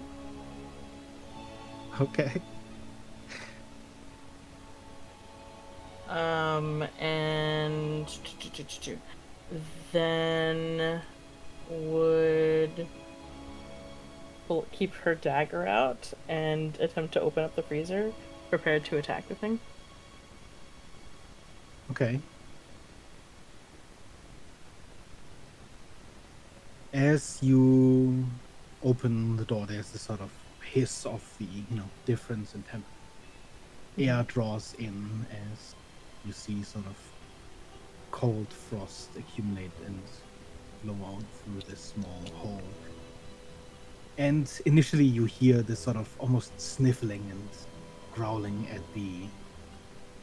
the gap in the door, and it does appear like it's right close up.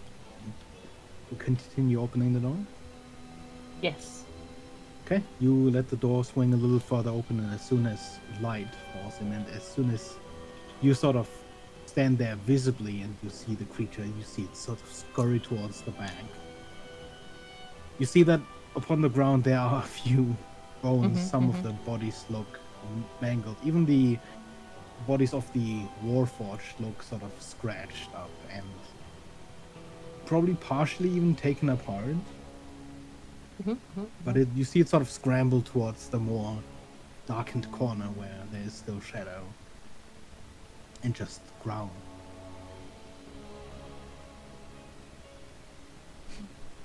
My deepest apologies, but I need to conduct some tests, and you are unfortunately in the position you're in. And she's going to attempt to attack it with the intent of knocking it unconscious again. We are Okay, terrible. go ahead and make an attack roll. Knew I was quick deleting that one character sheet and just pull that back up.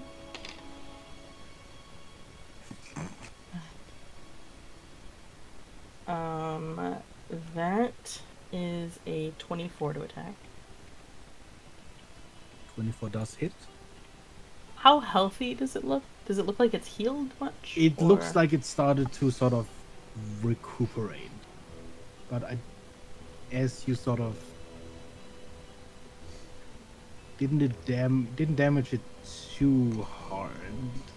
It Okay. does appear relatively healthy. Okay. Then taking that into consideration, could I have made that her medicine check attack instead? Yeah, sure. Okay.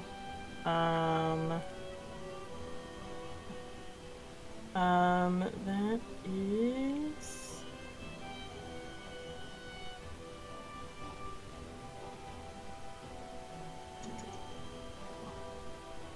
That would make the attack roll higher to hit, so I'm sure that's still a hit. I mean, but the damage will be...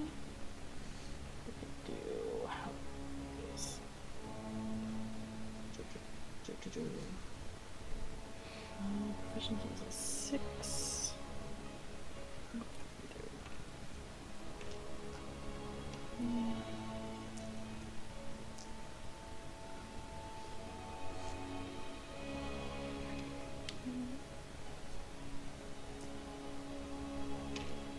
That is...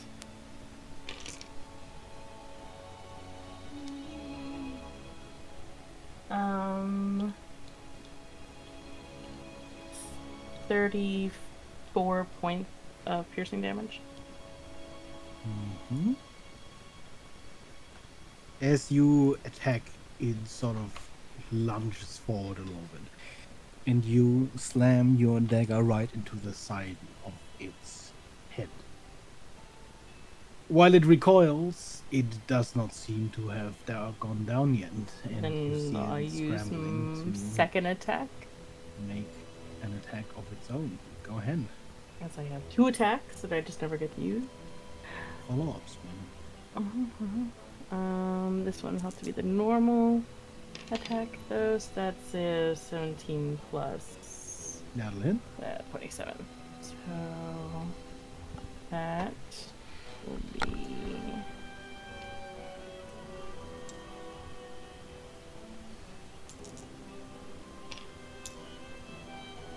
9 points of piercing damage. Or bludgeoning, I guess. With a second follow-up swing, sort of aimed at the jaw, you make its teeth click against its upper skull, and you knock it out. It falls backwards onto the pile of bodies it scurried towards and lies there for a moment, again unconscious. Then Evelyn's intent for the rest of the evening would be to drag the creature over to one of the tables and work on testing her heart that she created by implanting it inside of the You creature. will make sure that it is securely strapped in, so if it does regain Mhm. consciousness.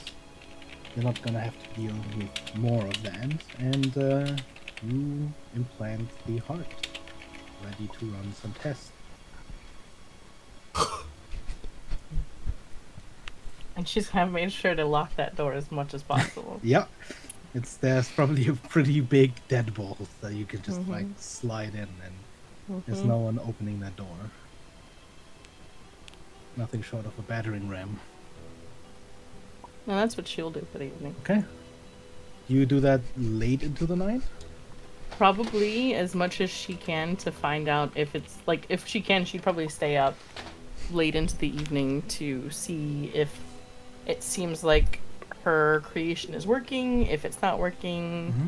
There's probably a sort of testing period at the start to even sort of Mhm. make sure there's enough fluid in this body that it moves around properly to simulate the actual flow of blood. And Mhm. after a while, you have the heart sort of working on your experiment.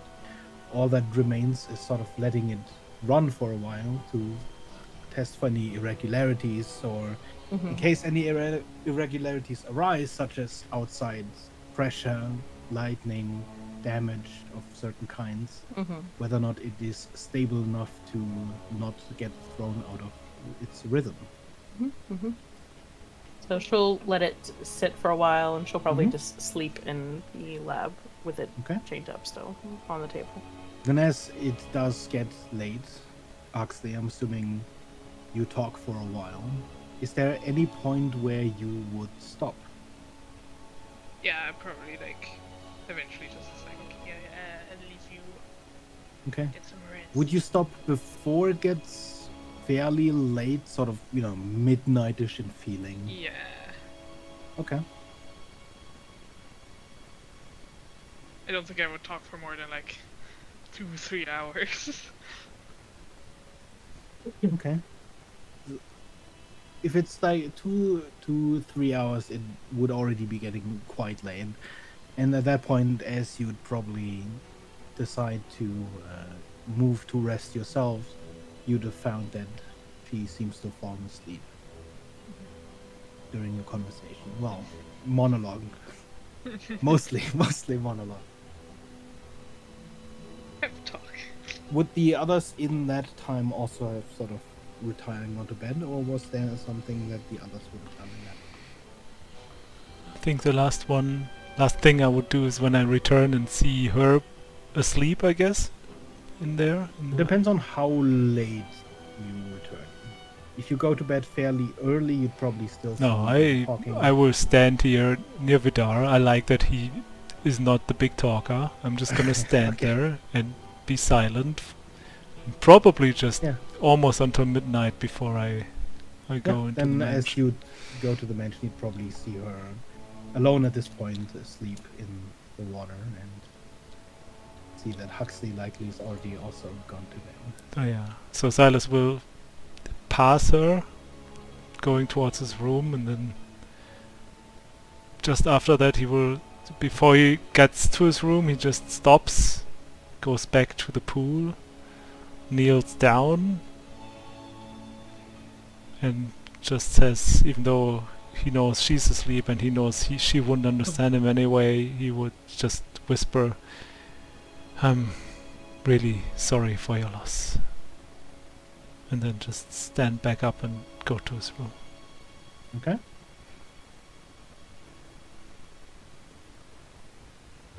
I'm just trying to see if I can lock the door in the Mhm. So that she can't run away. Yeah, I would feel really even worse. Fair. You'd probably. I think I I mean, you can. have control over like the servants and stuff. You'd probably have a way to try and keep someone inside. I think I can just close the portal. Yeah, I think I would do that. Okay. I really don't want her just jumping off the ship Yeah. in the middle of the no. night. Okay. So you make sure then the exit At least, and when everyone is inside, is for the Yeah. moment gone. Okay, then as you all settle in for a long rest, this is where we'll call it for today. Alrighty. And we'll pick it up next time, which we'll have to talk about a little bit real quick. Thank you guys for session. Thank Thank you for the session.